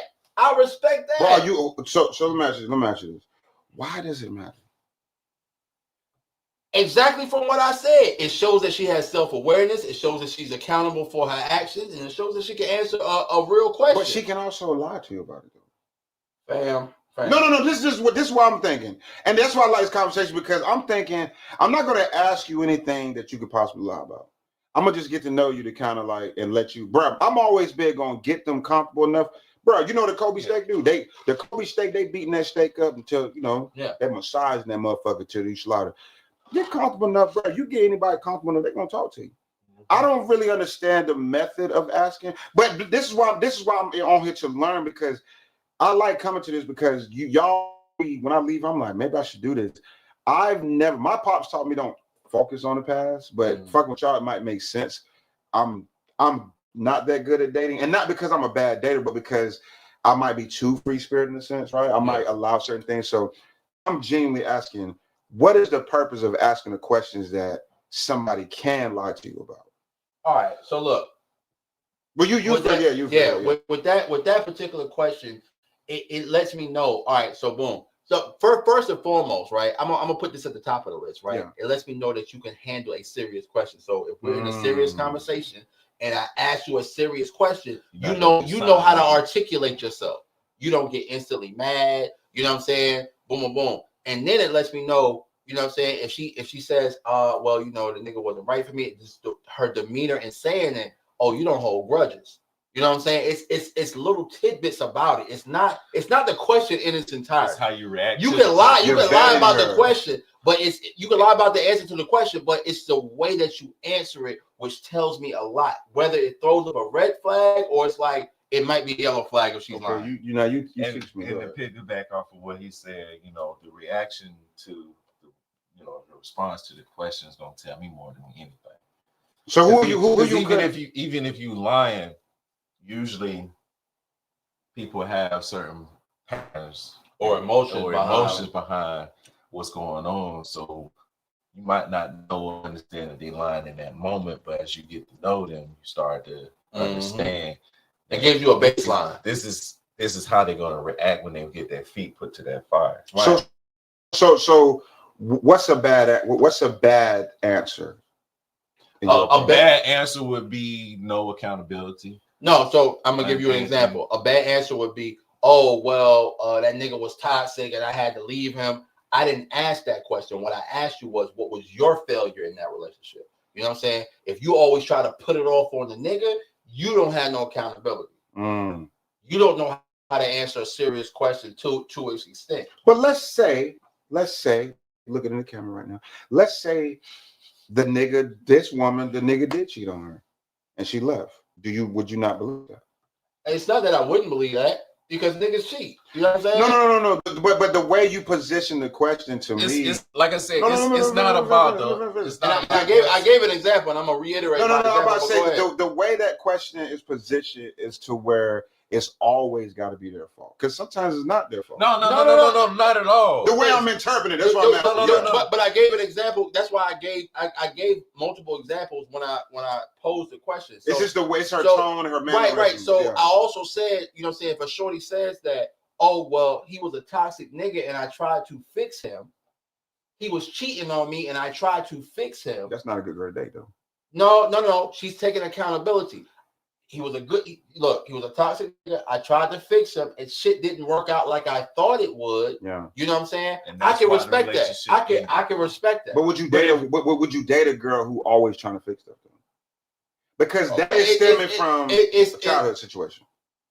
I don't know if she's always trying to fix stuff. I haven't asked that question. Yeah, we you have to get to that point to understand. Now we're in the Kobe B stage. Now I got a massage.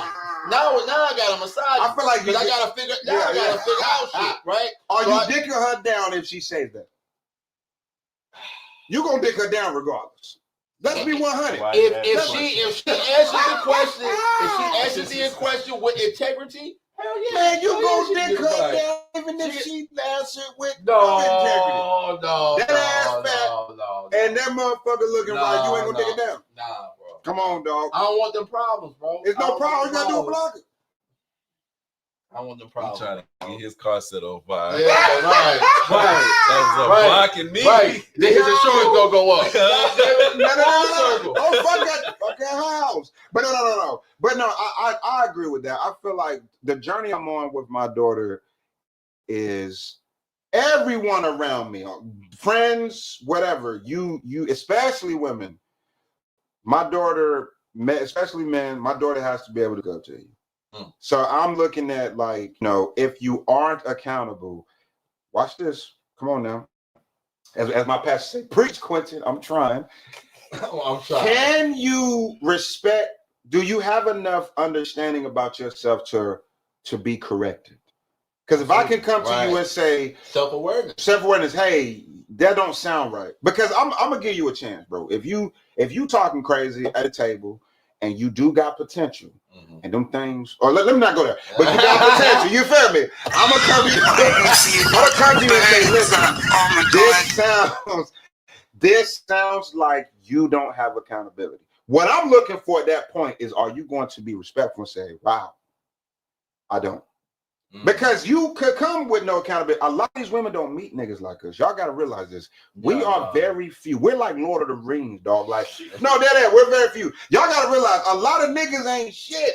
So if they meet us, I do feel that as men, we have to have a little bit more grace, a little bit more patience. But if she doesn't, we can see beyond the fault, right? Come on now. He saw my faults. I mean, he and provided the needs. And we coming to you and say, hey, if I can say this to this girl, and she coming back, bro, and she coming back, we're like, you right? That's the keeper, bro.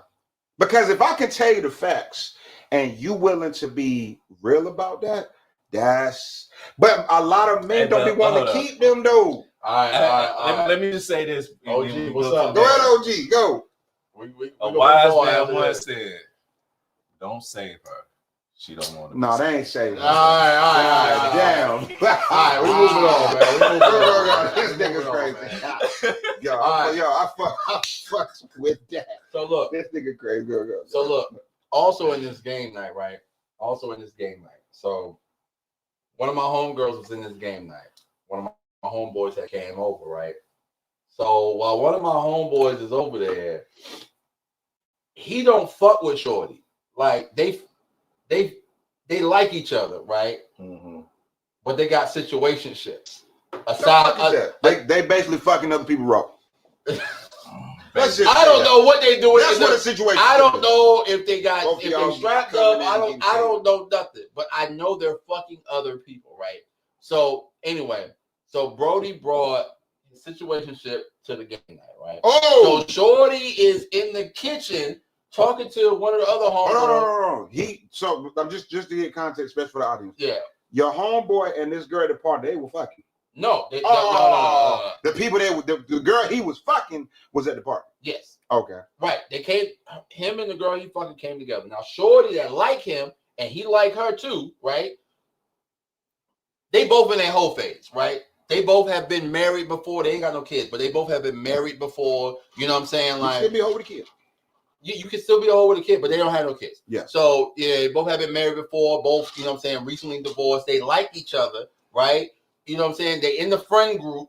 You know what I'm saying? Whatever. But you know what I'm saying? Just nothing's ever happened between them. They never had like a date or a situation to where, you know what I'm saying, boom, boom, boom, right? So he come with his little situationship, right? They come in the door. Shorty go to the kitchen with one of the other girls, right? Me being nosy because I want to know everything. Nigga, I'm in there, you know what I'm saying, making my little ginger ale, you know what I'm saying? Like, listening to them talk, right? Like, I can't believe he came in here with that fucking bitch. Why would he come over here with that? I said, as I poured my ginger ale, I said, you know that ain't your man, right? You know what I'm saying? You did not. Yo, but like, it's facts, though. But look, it's, I see it more from Southern women. Hey, yo, if that man does not ask you to be his girl, if the words, you are my girl, or he does not introduce you, yo, this is my lady, come out his mouth, that is not your man. Hold on. I got a rebuttal for that. No, that is not your man, shorty. Put the camera on. No, wait. I'm not done. That is not your man, shorty. Like, you gotta understand. Unless a nigga gives you verbal confirmation, that is not your man, shorty. Unless y'all had that conversation, that is not your man, shorty. Let me do this real quick. Go. I kind of agree with you. I kind of agree, but you. I kind of agree. I kind of agree too. But sometimes when you like fucking the shit out of her, bro, you like, putting that dick deep in her stomach. Nobody. No, fuck, no. Hell no. Okay, bro, this is what I'm gonna say, fellas. He right, but you can't put big dick all in her stomach and nut in it. Don't do that. If you nut in it, then that's the problem. But the delusion, there's no excuse for delusion. I don't care what you do. What I'm saying is, if you putting big dick in there, nothing in them, because like that's they're not going crazy over little dingling. We know that they're not going crazy over little dingling. They're going crazy with big dingling. If you putting big dingling in there, right? Listen, you put big dingling in there, you nothing in it. Lies will be fellas gotta know this is gonna come with the Lulu. But here's the problem, though. The Lulu has no excuse, though. So I feel like what you said is factual. No, man, I don't care if I'm picking your ass up and fucking you like Baby Boy. Remember he was hopping across the motherfucking African niggas. You know what I'm saying? But women have to hold their delusion to accountability. Because you don't got to keep fucking this good dick. You cannot fuck me. Because if like I said, if I'm not telling you my lady, that's facts though. If I'm not telling you my lady, you gotta have responsibility as a woman to say, hold on, the dick good, he all in my chest rib cage, right? But the nigga did not tell me that I'm his girl. You do have the responsibility to cut that off. Yeah. You got to cut it off. Yeah. That's what I mean. I cannot excuse the Lulu. Now, as a man, if you dropping good dick off, and you know good dick, come on, bro. Ain't no woman going crazy over that. Good dick. Got a little curve and everything. If you put it on there, right? You're talking, you on top of her, kissing her ear, telling her this is the best I ever had. That's what I'm saying. Like, but then you still can't be delusional. Sometimes you can't. Because if I'm not telling you that with the dick out of you. Come on now, bro. You got, bro. You got. Like I said, the shit sound good, bro. That's like her squirting on you, bro. You gonna take that serious? If the girl squirting all on you, messing the bed up, you gonna leave that house and be like, we in a relationship. Ain't no nigga doing that. You done did that? I ain't saying we ain't in a relationship, but that's my pussy. wait. You saying if she's squirting on you, that's your pussy. That's my pussy. All right, bro. That's all I'm saying. I like I said, I understand that's not my pussy, but That's my pussy. After I nut, I realized what it really is. That post-nut clarity is crazy, yo. I'm like, that shit, bro. That shit be crazy. All right, so look. All right, we're gonna move on to the next one, man. Anyone who would cheat with you will cheat on you.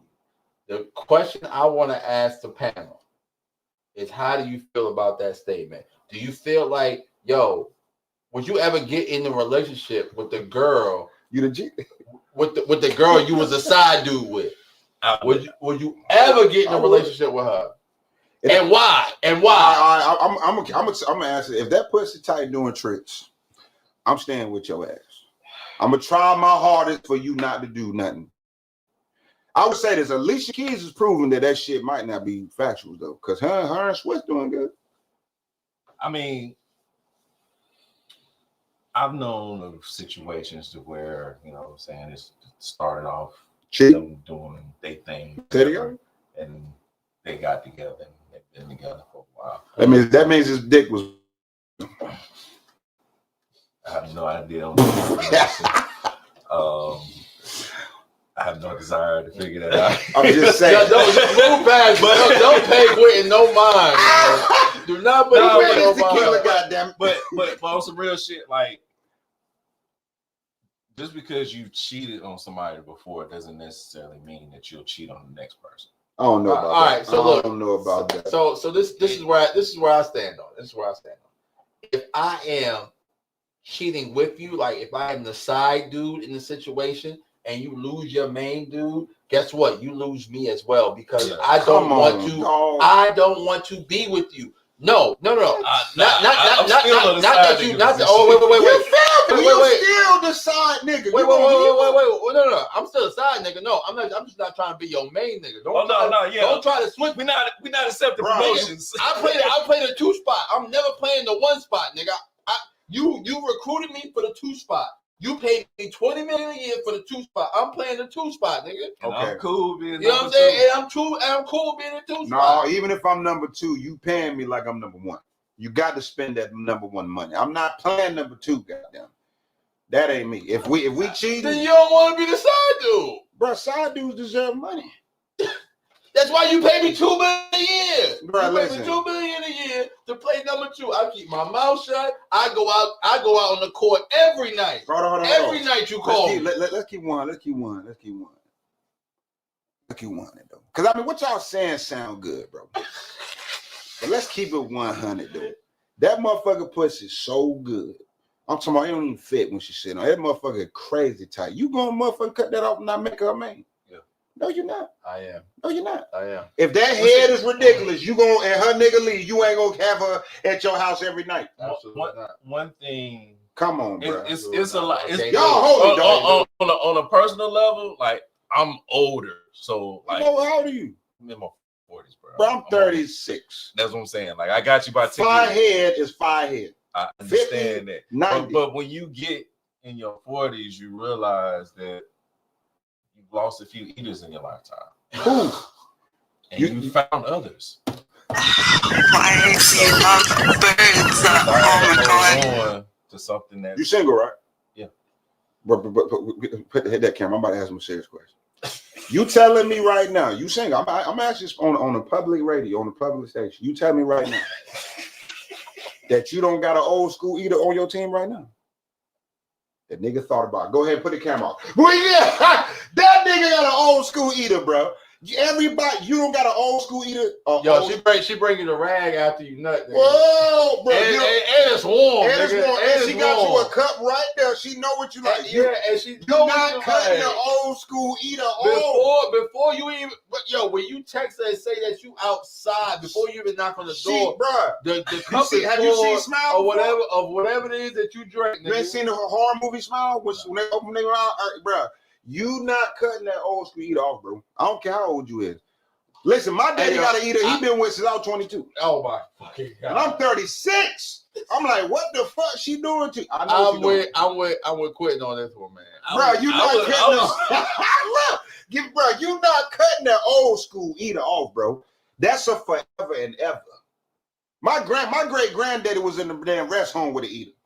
This nigga was damn near 99. I'm like, yo, where he going? Oh, he going to see his girl. I'm like, it don't change even then. That eater's a eater, bro. He got an old school eater. Hey man, ain't nothing like the old school eater though, man. I'm talking about she know everything. She taking your shoes off. Oh my God. She got your favorite drink. Oh my God. She not worried about if you're wifing her. She just playing that position. And the mouth so crazy, bro, that you got them be really reconsidering finances. Maybe I should date her. Yeah, old school eater. Yeah. Old school eater. What I'm saying is, what y'all saying be sounding good. I'm good. What y'all saying sound good, but at the end of the day, bro, you not cutting off. Because you said you 40 and eaters come and go. Everybody got an old school eater, though. Yeah. One of the eaters not leaving. My thing is, like I said, as far as like how shit ends, yeah, that'll determine whether you stay around or not. One of them not ending, though. One of you going to fight to keep. I mean, you can fight to keep it, but you know what I'm saying? Like, sometimes shit happens. Bro, which one have you fought to keep, bro? Oh, one? Oh my God! All right. That's a good segue. That's a good segue. That's a good. We segue. going to invite all the eaters. You got to come up on the show. Like, all right. So look, he thinking like number 5. Lifetime so achievement award goes. So look. So all the questions I'm posing the panel is coming from this fucking game night. Yo, I've been asked a while. Yo, when you are above the age of 30, nigga, and like motherfuckers got kids and shit, you know what I'm saying? Like game night shit really be where the conversations be happening. Yep. No, I should have a game night for my birthday. You should. When your birthday? The next Saturday. Y'all got to come if I do this though. Y'all, especially you was one of the wisest niggas.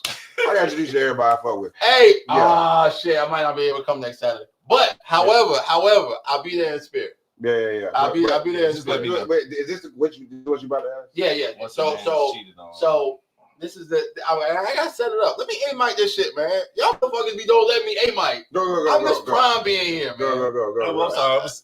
We're excited, man. You're so good at this. I miss Prime being here, man. I'm gonna sit back I correlated this shit, nigga. Fold my arms. All right, so look. So while we at this game night, right? Women were talking about how, I've been cheated on multiple times, blah, blah, blah, whoop-de-whoop. Y'all niggas don't know how to be cheated on. You right. We don't. Because once a man is cheated on, all women have to pay. All women have to pay. Look, let me explain why. It's not all women in totality. It's all women I fuck with until I'm okay. Read what I say, right?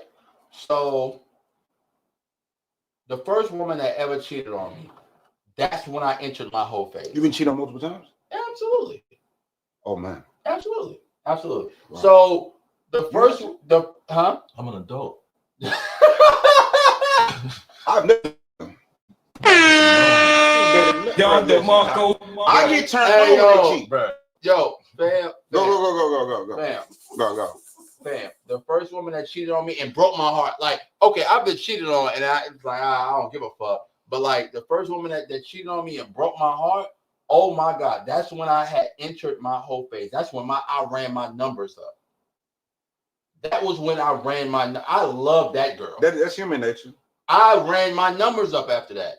I was a dog to every fucking woman that I came to, and my game was on a whole nother level. Like, and they fucking loved you for it too. That's the weird part. I am a nigga that will literally, if it's a room full of women, you know what I'm saying, boom, boom, boom, I'm a nigga that, I'll play the background. You know what I'm saying? I'll let my boys, you know what I'm saying, do whatever, and I'll chill. Run it back.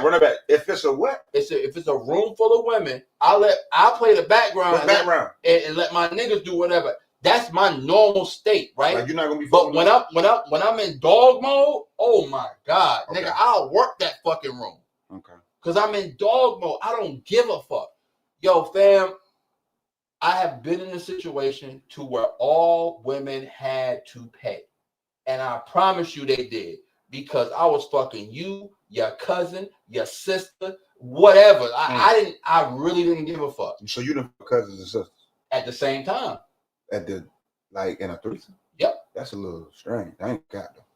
That's a little weird. So Hey. sisters and cousins was all in the room with some dingling. With my dingling. That's pause. Yeah. For me with this statement, I'm not gonna lie. I mean, I'm this lick hitting, but the weight of my heart, the weight of my heart is to make me jealous. I love being jealous. If I find out you fuck somebody else, I'm about to prove to you I'm the best.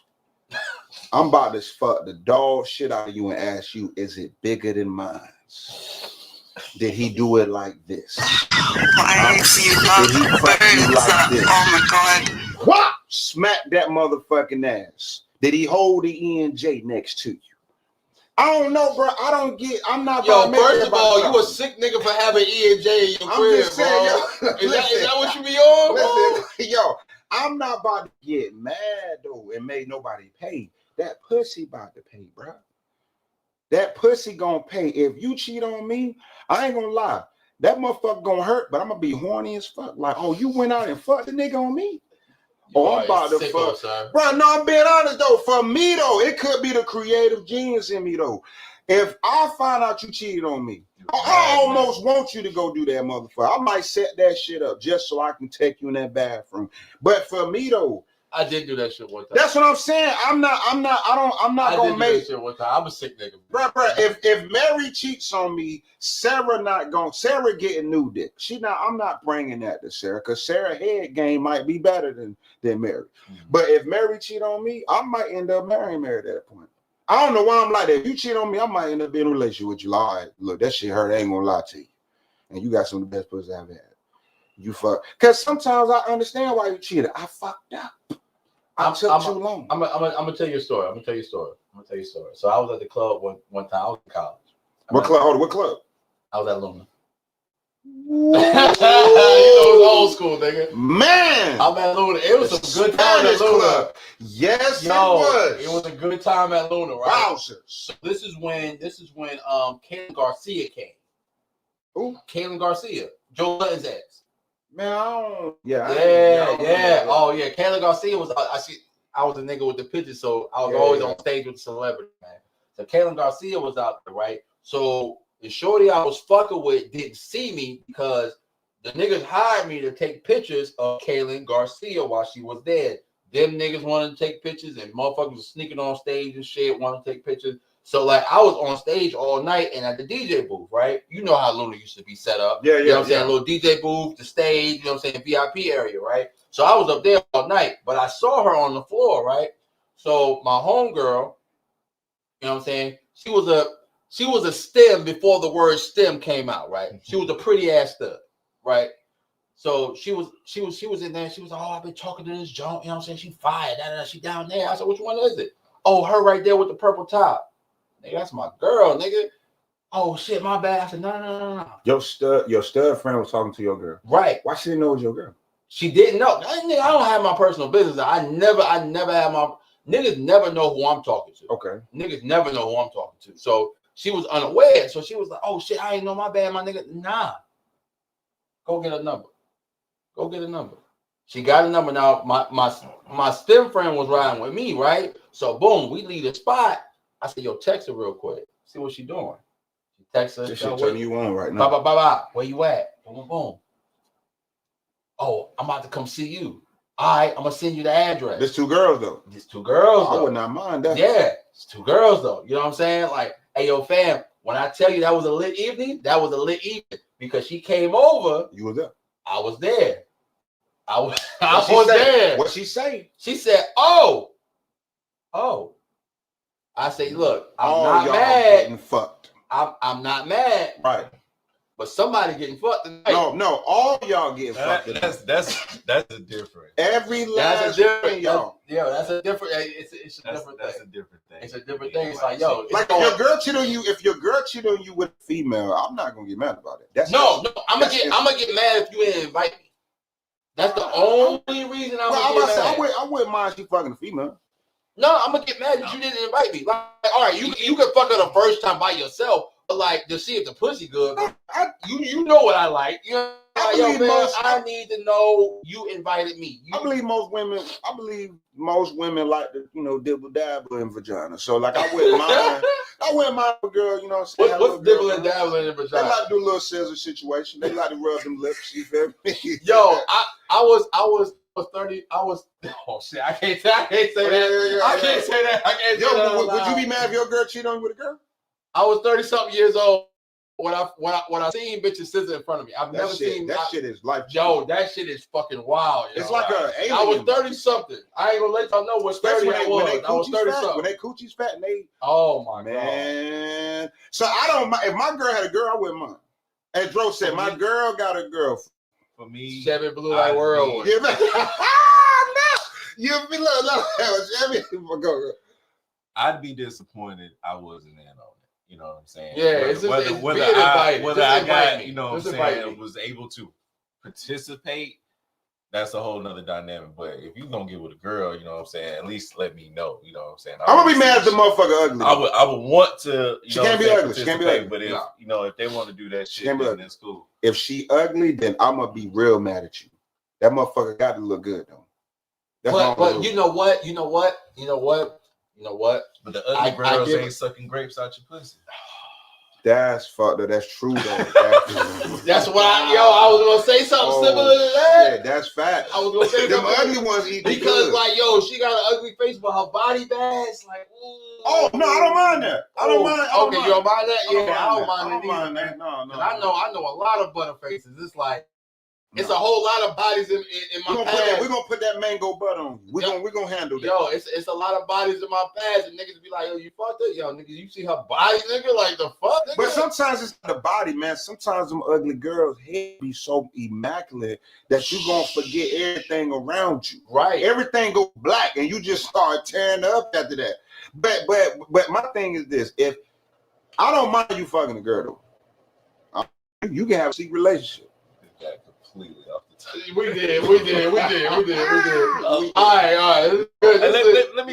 Let me speak my. We didn't talk about.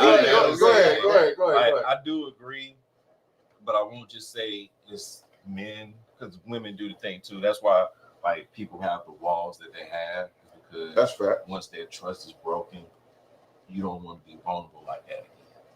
So you come into this element where you know what I'm saying I ain't trusting no bitch ever again. I love that bitch. You know what I'm saying? I'm gonna do me. You know, every woman gotta pay. Every girl gotta pay. You know what I'm saying? I ain't never did. That's crazy. Yeah, I mean, it's just a nigga thing, man. Like, I never been. And not to say all niggas do that shit, but like, it's just a nigga. I'm saying that's like our. That's our process before we start here. I'm about to say, I'll give you a fair chance from the jump. Even if somebody hurt me in the past, every new girl get the new vibe. Huh? Nah, you good. Oh, look, I'll... Nah, you good. Whisper around them niggas. You good. Talk something about come in this motherfucker, yeah. But no, so the camera on me. So, yeah. I've never been... I've always... Every girl get a new situation, though. Yeah. And I don't know why. I don't know if it's good. I don't know if I should carry, but... Yeah, what about for me? I never, Well, that's the thing. When you get healed, you can have perspective, and that's the thing. Once you like get out of a relationship and you hurt, your guard is gonna be up. So, like I said, you're just gonna be like, man, fuck these bitches, fuck cold, just like females, and fuck these niggas. You know what I'm saying? I'm gonna play the game. I'm gonna get what I want out of people, do this, that, and that. But what happens is. That's not truly who you are. It'll be cool for a little while, but it's not who you are. You know what I'm saying? So you're gonna go back to being that person that said, "Okay, I'm kind of tired of fucking all these hoes." You know what I'm saying? I'm tired of dealing with all these niggas or whatever. Let me find somebody I actually want to be with. Only because you healed, you can give that person that clean slate.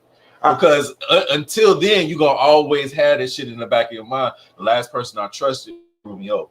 I think for me, the person that did, and I'm no shade to this person. I love this person to even to death. my mom hurt me. And I think my mom hurt me to a core that that no other woman could. So I think I never had that luxury of getting hurt by other women. And I think I wish I kind of had that because I would understand it. But I think when your mom hurt you to a degree, you don't, bro, can't no other woman hurt you. Like, even if she do think she doing something, your mom is your first love. So I think for me personally, yeah, you know what I'm saying? For me, with my mom, I'm not going to say what she did, but when she did hurt me, I was like 19, that it just numbed me to like everything else. Cause it's like, oh, you ain't my mom. That's what I'm saying. Like, yes, but I think it's a luxury that y'all felt that. And the thing is, until you and your mom get to that point where y'all can have that much needed conversation, so you can. But we may not get that though, and it's possible. You know right. But for you to get to feel, because I'm so numb to can it. Feel. I'm so numb. You have like that's what they tell you in therapy. Like you have to face that mirror. Well, no, I'm about to say for me. No. I'm saying like you have to go there with those conversations so you can get the answers, to get the clarity you need, and can move past it. Whether y'all still have that, connection or bond, it doesn't matter. You have to get to. You have questions that need to be answered. Or that in order for you still have to go that route to try to see if you can find it. With who? That's for you to figure out. No. Because that's part of the journey. But I feel like sometimes because even like and I'm not trying to like get into your specific situation. No, we can even if you can't talk to your mom, if she got a sister, she might have the answers. Mm-hmm. If she got a brother, he might have answers. Because your moms might not want to tell you the truth because of whatever happened. Maybe she has a level of shame and she don't want to admit that part. You know what I'm saying? But bro can be like, you know what, man, your mother was really, you know what I'm saying, in this dynamic situation happened, so that could have influenced how or why whatever happened. You know what I'm saying? Like somebody can give you a different level of context that'll give you a certain level of clarity to be like, oh shit, I never thought about it like that. That's what I was gonna say. I feel like my clarity has been the acceptance of it not going to happen, but me letting her and my daughter build a relationship. It's me accepting. No, just hear me out on this. I got you. It's me allowing that, because that's my pride and joy, right? Mm. That's my protection of, I don't want this to happen to you. So the fact that I'm letting them build and I'm letting that be new and I'm watching it affect them and my mom is happy. Sometimes, man, you might not get the answer. That's a beautiful thing, though, man. You know what? You a real man for even letting that happen. And that's you a real man. And that's what I mean to you, is that like my answer is this. This is my answer. And I learned from my barber. My barber was saying, what happened to, because sometimes that is the answer, is to allow that relationship to flourish. Mm. Because I may not ever find out, but why would I take this from you? So me even allow, because it's nature of me to be like, I don't want you to do her this way. It's nature. Right? I don't want you to hurt her like you did me, but I'm like, let me trust this for now. Yeah. And just watching that shit and sitting back and my daughter running to her, that's changed my perception of like, wow, I'm glad that I never found that answer, and I'm glad it came this way. Because if I would have found it the normal way, you know what I'm saying? I don't know if my daughter would even exist. Because my daughter, I will be honest and say the existence of my child came from me being numb. Because I'm meeting these women and I'm so like talking to y'all, I'm like, damn, I ain't had no structure. I'm just numb to this shit. I'm letting women, do whatever, but I'm allowing it to happen. But then my daughter comes and now I'm faced with the reality of like, my mom is going to probably show up for her in ways that, you know what I'm saying? Yeah. And I can't get jealous of that. No.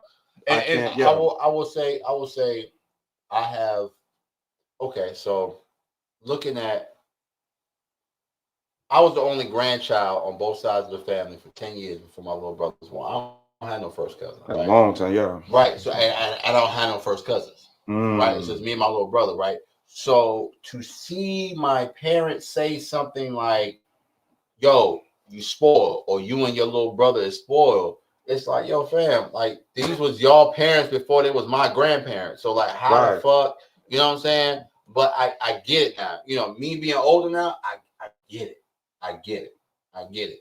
You know, I wish I would have had met my grandfather on my dad's side. I really wish I would have met him because I probably would have gave me more perspective on my dad. You know what I'm saying? But me and my dad butt heads all the time. Me and that nigga, we the same person. We the same. That's why we butt heads, because we the same fucking person, right? But therapy has taught me, hey, yo, fam, sometimes you gotta let that shit go, or be the bigger man situation, or you know what?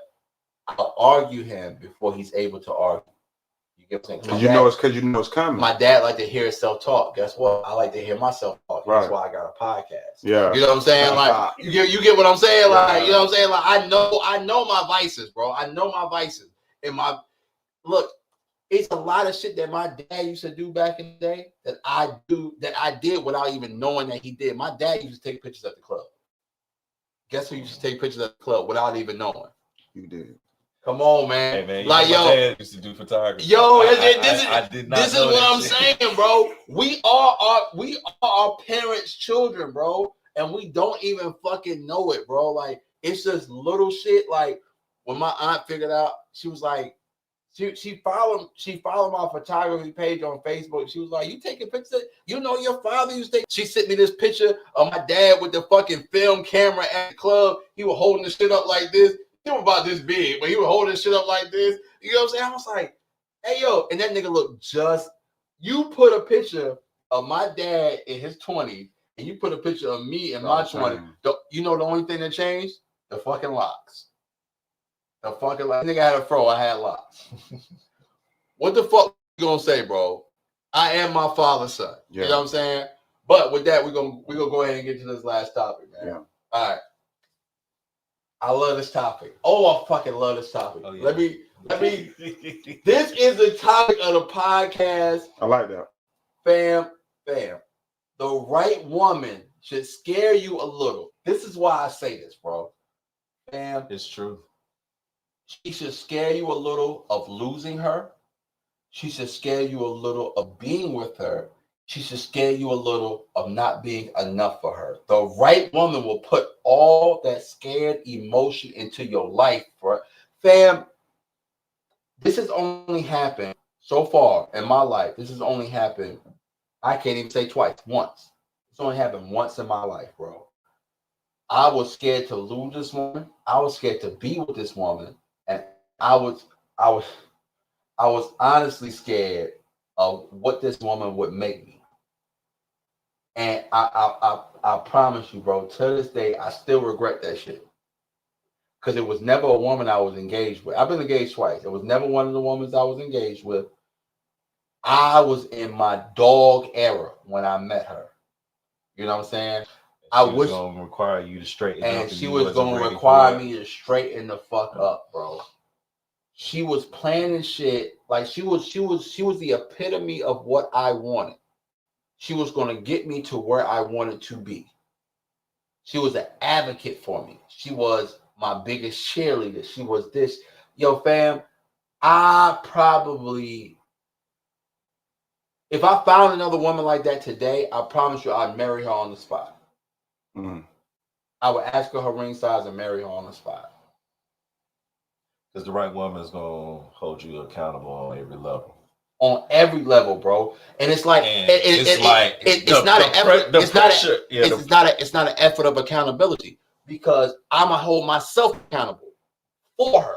You know what I'm saying? Like, but I'm about to say you got to be careful with that too, because your accountability is your perception, though. So you may not hold yourself to accountability outside of that. What I mean in this reference is it's going to force you to look into the mirror for you to see the man that she sees. Yes. And a lot of time we're not ready to see that man. Yes. Because we either fucking around or we're not mentally ready to evolve on that level. You know what's weird about y'all talking about this shit tonight? My daughter's doing that to me. Like for real. It's got me a little teary-eyed now. Think about it. Like she I got love me. That. I love that you talk about. No, for real. Your She loved like, one though. No, for real. Because you ask any of my niggas, you know, and like, you know, Prime was here, if you know D's here now, but like, you know what I'm saying, I always make sure they little ones is good. That's my life. But no, what I'm saying is like, you know what I'm saying? So like, I love good fathers, man. No, like, cause talking about it, like everybody always kind of like romanticize it, like with these opposite, but like my daughter like got me like realizing like, hey, man, I ain't patient enough. Kids do that to you. Yeah, like I ain't like I be thinking like, bruh, I swear I've been like I ain't like I be thinking like I be boo-hooing like a motherfucker over shit. Yeah, but I can't wait till to get to that point, bro. I can't wait. It's crazy. You have a child, you see a smaller version of yourself. Oh my god! And then you really start to understand how important and how precious life really is. Yeah, and it's scary because, you know, when you think about all the stuff you go through, you don't want your kids to go through that shit. Well, I'm about to say, so like when life happens, you start thinking about that stuff, and it softens you the fuck up. It really does make you soft. Don't let me. That's why a lot of real niggas don't want to take care of their kids. Nigga, I'm gonna be a sucker. I'm gonna be a whole sucker. You know, I was gonna say for me, man, it's just kind of showing me like my daughter was crying yesterday, going crazy. And I'm thinking like, I'm getting frustrated. Like I'm about to like, damn, bro, why she won't shut? You know, I'm being honest, like, why don't shut the fuck up? And like, but I'm gonna tell you what fixed it, which was really fucked me though. She just wanted to go outside, and then her mom was like, you know, you like the hike, and I'm like, damn, like I'm looking at this in the wrong angle. Like my daughter, as soon as we went outside, she was, and I'm like, I'm tripping. You like doing what I like to do. But it's showing me how impatient I've been with like a lot of women. It's like I personally have not even allowed the space for women to hurt me. And that's not fair to a lot of women I fuck with, is that, oh, my mama hurt me. So you don't open up enough. I don't open up enough for them to hurt me. And that's what I'm saying. Like, when you still are damaged. I mean, I'm damaged Louis Vuitton, goddamn. Let me stop. I'm the Nostra rat. No. But in the sense of, you know, when you damage, you still have your guard up. You don't trust people and don't allow them inside of that got space. Me crying on this motherfucker. It's just liquor. I don't know what. But it was a real situation I went through last night, though. I started thinking. You really don't let people inside that space because, like, especially as far as men, we don't like to be vulnerable. I love being vulnerable. I'm a writer. Hey, bro, I'm a Cancer, bro. I'm an Aquarius. I'm an Aquarius. You talking to the wrong two people. That's what I'm about to say. Look. Two people. No. You need promo on this podcast. No. I love being vulnerable. Like that is my I'm speaking like men in general. Yeah. And I think that's what hurt me with my madre is that to me she abused that part of me. Is that was my vulnerability of trusting you. Cause your mom, man, that's like my daughter, I'm the first nigga that she's ever going to trust. So I stand at a high pedestal. You set the bar that I can never fuck up. It's a scene. So it's a movie. It's called Den of Thieves. I don't know if y'all ever seen it. The second one was trash. I don't care. Don't tell me nothing about it because I'm gonna go see it myself. But in the movie, 50 Cent got a daughter. The promise. Yeah. Nigga come take a daughter. I remember that shit. Yeah. The nigga had the red flag, tucked it in his. Yo, let me holler at you for a minute, man. He brought him in the room. He said, "Yo, for the first 16 years of my daughter's life, you know what I'm saying, her safety has belonged to me. For the first time ever in that 16 years, I gotta pass that responsibility on to you. You know what I'm saying? I gotta trust you to be responsible with my seed, my nigga. Like, hey, yo, fam, that's gonna hurt. I will fuck you up and watch your mama weep while you in a wheelchair. That's what he said to this nigga, yo. Right. I picture myself, because I know for a fact, in my mind of minds, right? I know for the fact my first child is gonna be a daughter because I was a slore in my 20s. Yo, you know crazy? I knew my first daughter was gonna be a daughter, so you are gonna have a daughter. Yeah, so look, I was a slore in my 20s. So karma is gonna kick me in the fucking teeth and go give me a daughter. You know what? She is gonna be spoiled. Yo, if niggas don't do her right, she is gonna be like, hey, yo, nigga, you gotta get the fuck out of here, yo. Yo, niggas gonna be like, yo, I don't want to date his daughter, nigga. She wilding. Like, hell yeah. I'm gonna tell you what you gonna like beyond all that, because a lot of men say that, man. But it's gonna be dope that your daughter gonna make beats with you, bro. That's gonna fuck you up. Not the niggas. It's gonna be when she on that pad with you. Bro. Oh yeah. Cause my daughter be on my joint now. Yeah, like when I be making beats, bro. She be, bro. Cause she see you do it. Yeah. I've on no. I'm gonna tell you because it's not true. I've on purposely not did it around her to see if it calls to her, and it's been calling to her. So like I like literally haven't made beats in front of her, but as of recent, you play music around her. No. My dad asked me this the other day.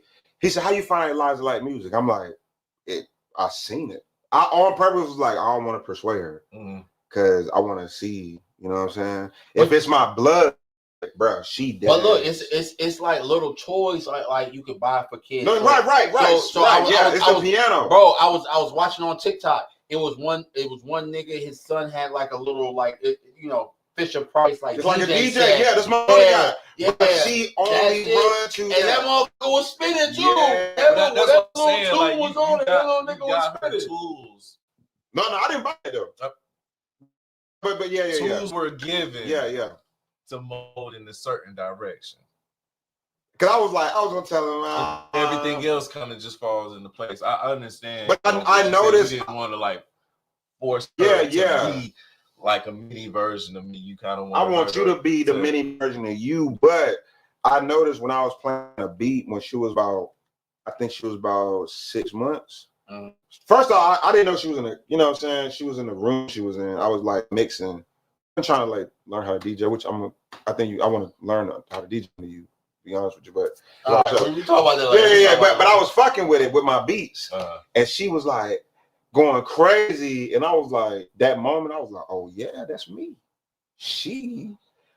And I'm like, did my parents see this? And like ignored it? Cause like I ain't never, bro, I've been liking music since I was a youngin'. So you know what I'm saying? Like and music is usually like one of the first connections that we had to a bunch of our memories. So I hear my aunt tell stories about like when she used to pull up on my pops at Virginia Union, and like, you know what I'm saying, because you know my aunt's younger than my dad or whatever, so she used to pull up on my pops at Virginia Union, and his boys used to be, you know what I'm saying, smoking weed in the little living room or the dorm room or whatever before my grandpops pulled up, you know what I'm saying. So like, you know what I'm saying, she'll oh yeah, they was in there rapping, you know what I'm saying, like rap. I was like, rapping in his time, hip hop in my mind, that's what he was doing. I don't know if that's exactly what he was doing, but like, you know what I'm saying, niggas smoking, getting high, rapping, you know what I'm saying, and he just never pursued that, but he pursued another creative career, which is barbering. You know what I'm saying, like. You know what I'm saying? Was it that geared him towards that? Or, you know what I'm saying? Like, my pops is very secretive about his life, just like I am. I'm secretive about...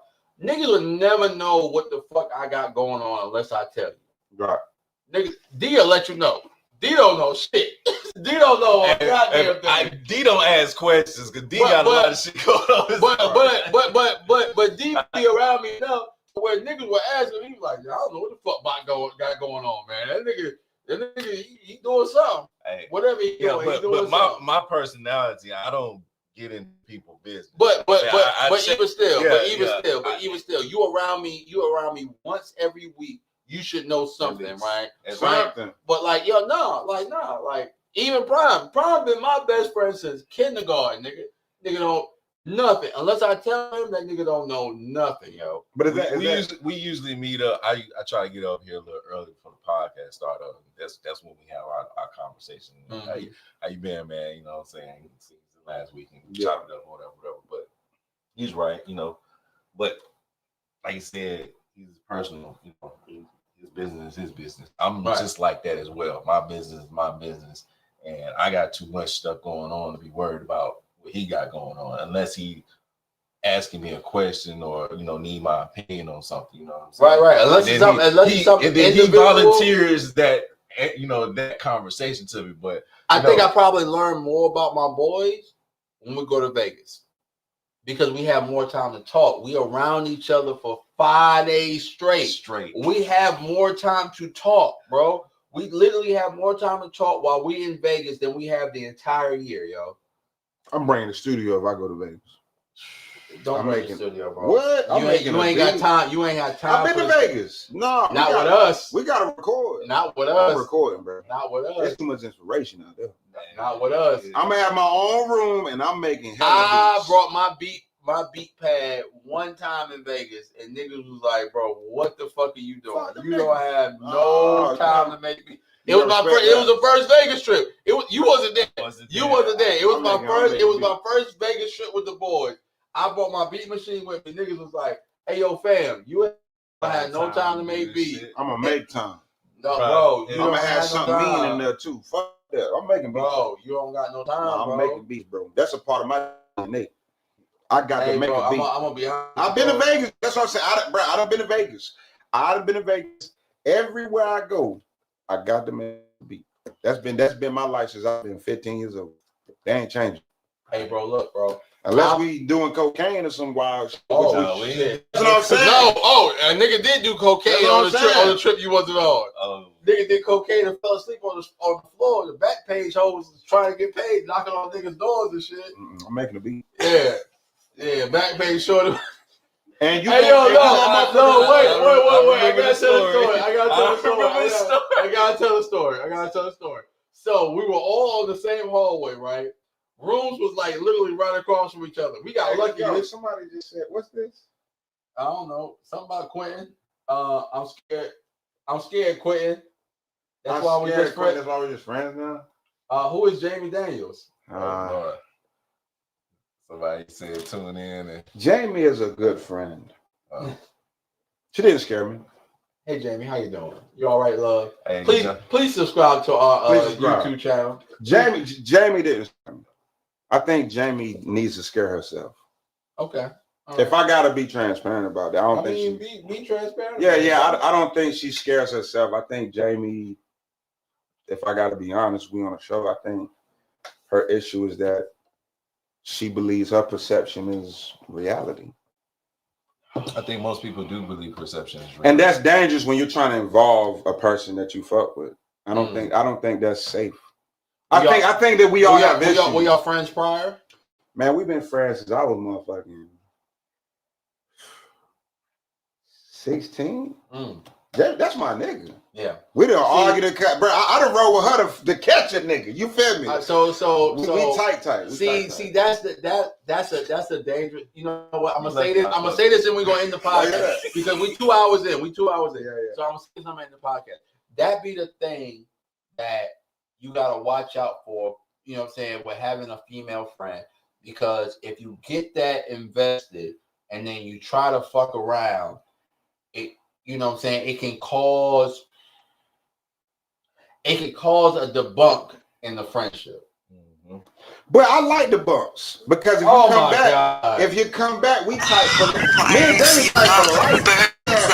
My thing is like Jamie gotta realize that I fuck with her and I care about her and that she not always right. I think that's the issue is that she don't want to be wrong.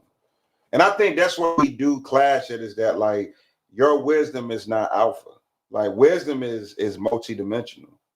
So that's what I mean. Like I think what she's saying is got some type of fact, but the fact is that you know what I'm saying for her to say that is like we friends because we designed to be friends. You feel me? Like it ain't nothing personal. It's just the way life is. Like and the way our personalities is. Like you're not gonna take my wisdom. How you expect to be more? I ain't gonna comment. No, I'm saying just that's like me coming to y'all show, and I'm thinking I'm right. I ain't listen to this nigga, ain't listen to this nigga. You ain't gonna invite this nigga no more. You know what I'm saying? Like I'm being invited because there's a sense of reality that I share with y'all niggas, right? You know, and I think people like you. But I like y'all, and I respect, and I'm open to learn from y'all. You know what I'm saying? And I think anybody that don't want to learn from me, we gonna clash because I can learn from you. Yeah. You know what I'm saying? And that's what I mean with that shit, though. All right, for sure. Yeah, anybody that's scared of learning is scared of growth. Scared of growth. Oh my God, that's a bar. And growth don't mean you making a lot of money at your job. Growth don't mean you getting a raise. Growth is a personal thing. It's a mindset. That's what Shorty I mean. from Insecure say? Growth. Yeah, right. All right, yo. Appreciate y'all tuning in for episode 255 of the Drinks and Discussion. We had a lot of viewers coming in here, man. Yo, first and foremost, man, make sure y'all hit that merch store, man. Support the podcast. Links in the description below. Join the gang if you're not already in the gang. You feel what I'm saying? That link is also in the description below. Shout out to the gang members that's in here, man. Gang. Pecan pie. I saw you here earlier, but I just didn't have a chance to say it. You know what I mean? Pecan pie. You know what I'm saying? What's up with you? Also, second and foremost, make sure you follow the podcast at D&D Pod on Instagram, Drinks and Discussion Podcast everywhere else. Follow me, KingBot, KBNG, BAK on all social media platforms. Follow my man Prime at Nubia_King26. My man D at picture_that_photography. You know what I'm saying? On all social media platforms, man. Hit that merch store again. I can't reiterate that shit enough. Hit that fucking merch store, man, because that's what helps us stay doing what we doing. Join the game. That's us stay doing what we doing. I feel like I want to shout out one more thing. New single out, Tequila and Tacos. Go ahead and stream that on all music platforms, whatever you listen to, Spotify, Apple Music, whatever. If you want to put it as your TikTok reel, Instagram reel, whatever. Tequila and Tacos by King Bot. Yo, please go ahead and use that. You know what I'm saying? Use that shit. That shit makes me money, and I love that. Is there anything else I want to shout out? The Q, so you can shout out Huh? the Q. Shout out. Yeah, Q. Yeah. Q. Yo, shout out to my podcast, Aquarius Convo. It's literally where it sounds, Aquarius Convo. You can follow it on Instagram and Facebook, Aquarius Convo. And shout out to I make music. Everything's Quentin Rashad, QUENTINRASHAD. I've seen produce, right? Too. So man, y'all check that out. Yeah, you think that's smooth and all. Yeah. Oh yeah, no. That nigga say, yo, it's Quentin Rashad. Y'all check that out. Check me out. Yeah. Rashad on everything. All right, man. We love y'all. We appreciate y'all. We out of here, man. Motherfucking peace. Hold on, let me get the outro music going. Bang, bang. A lot of y'all trying to be me. Smile, shorty swear I'm vibing, but I don't like her ratchet ass friends. We got money over here, these ain't they ratchet ass ends. Being all loud and shit, be of use, pour a cup, roll it loud and shit. Keep showing that tongue ring, come and slime the dick, huh? Since you wanna keep sticking that tongue out, I need that fire fillet until you pull a come out and real gangsters square up. We don't pull the guns out. Baka hopping, first class flights again, poolside daytime, Dre at nights again, bad bitches with BBLs and a lighter skin looking for a night.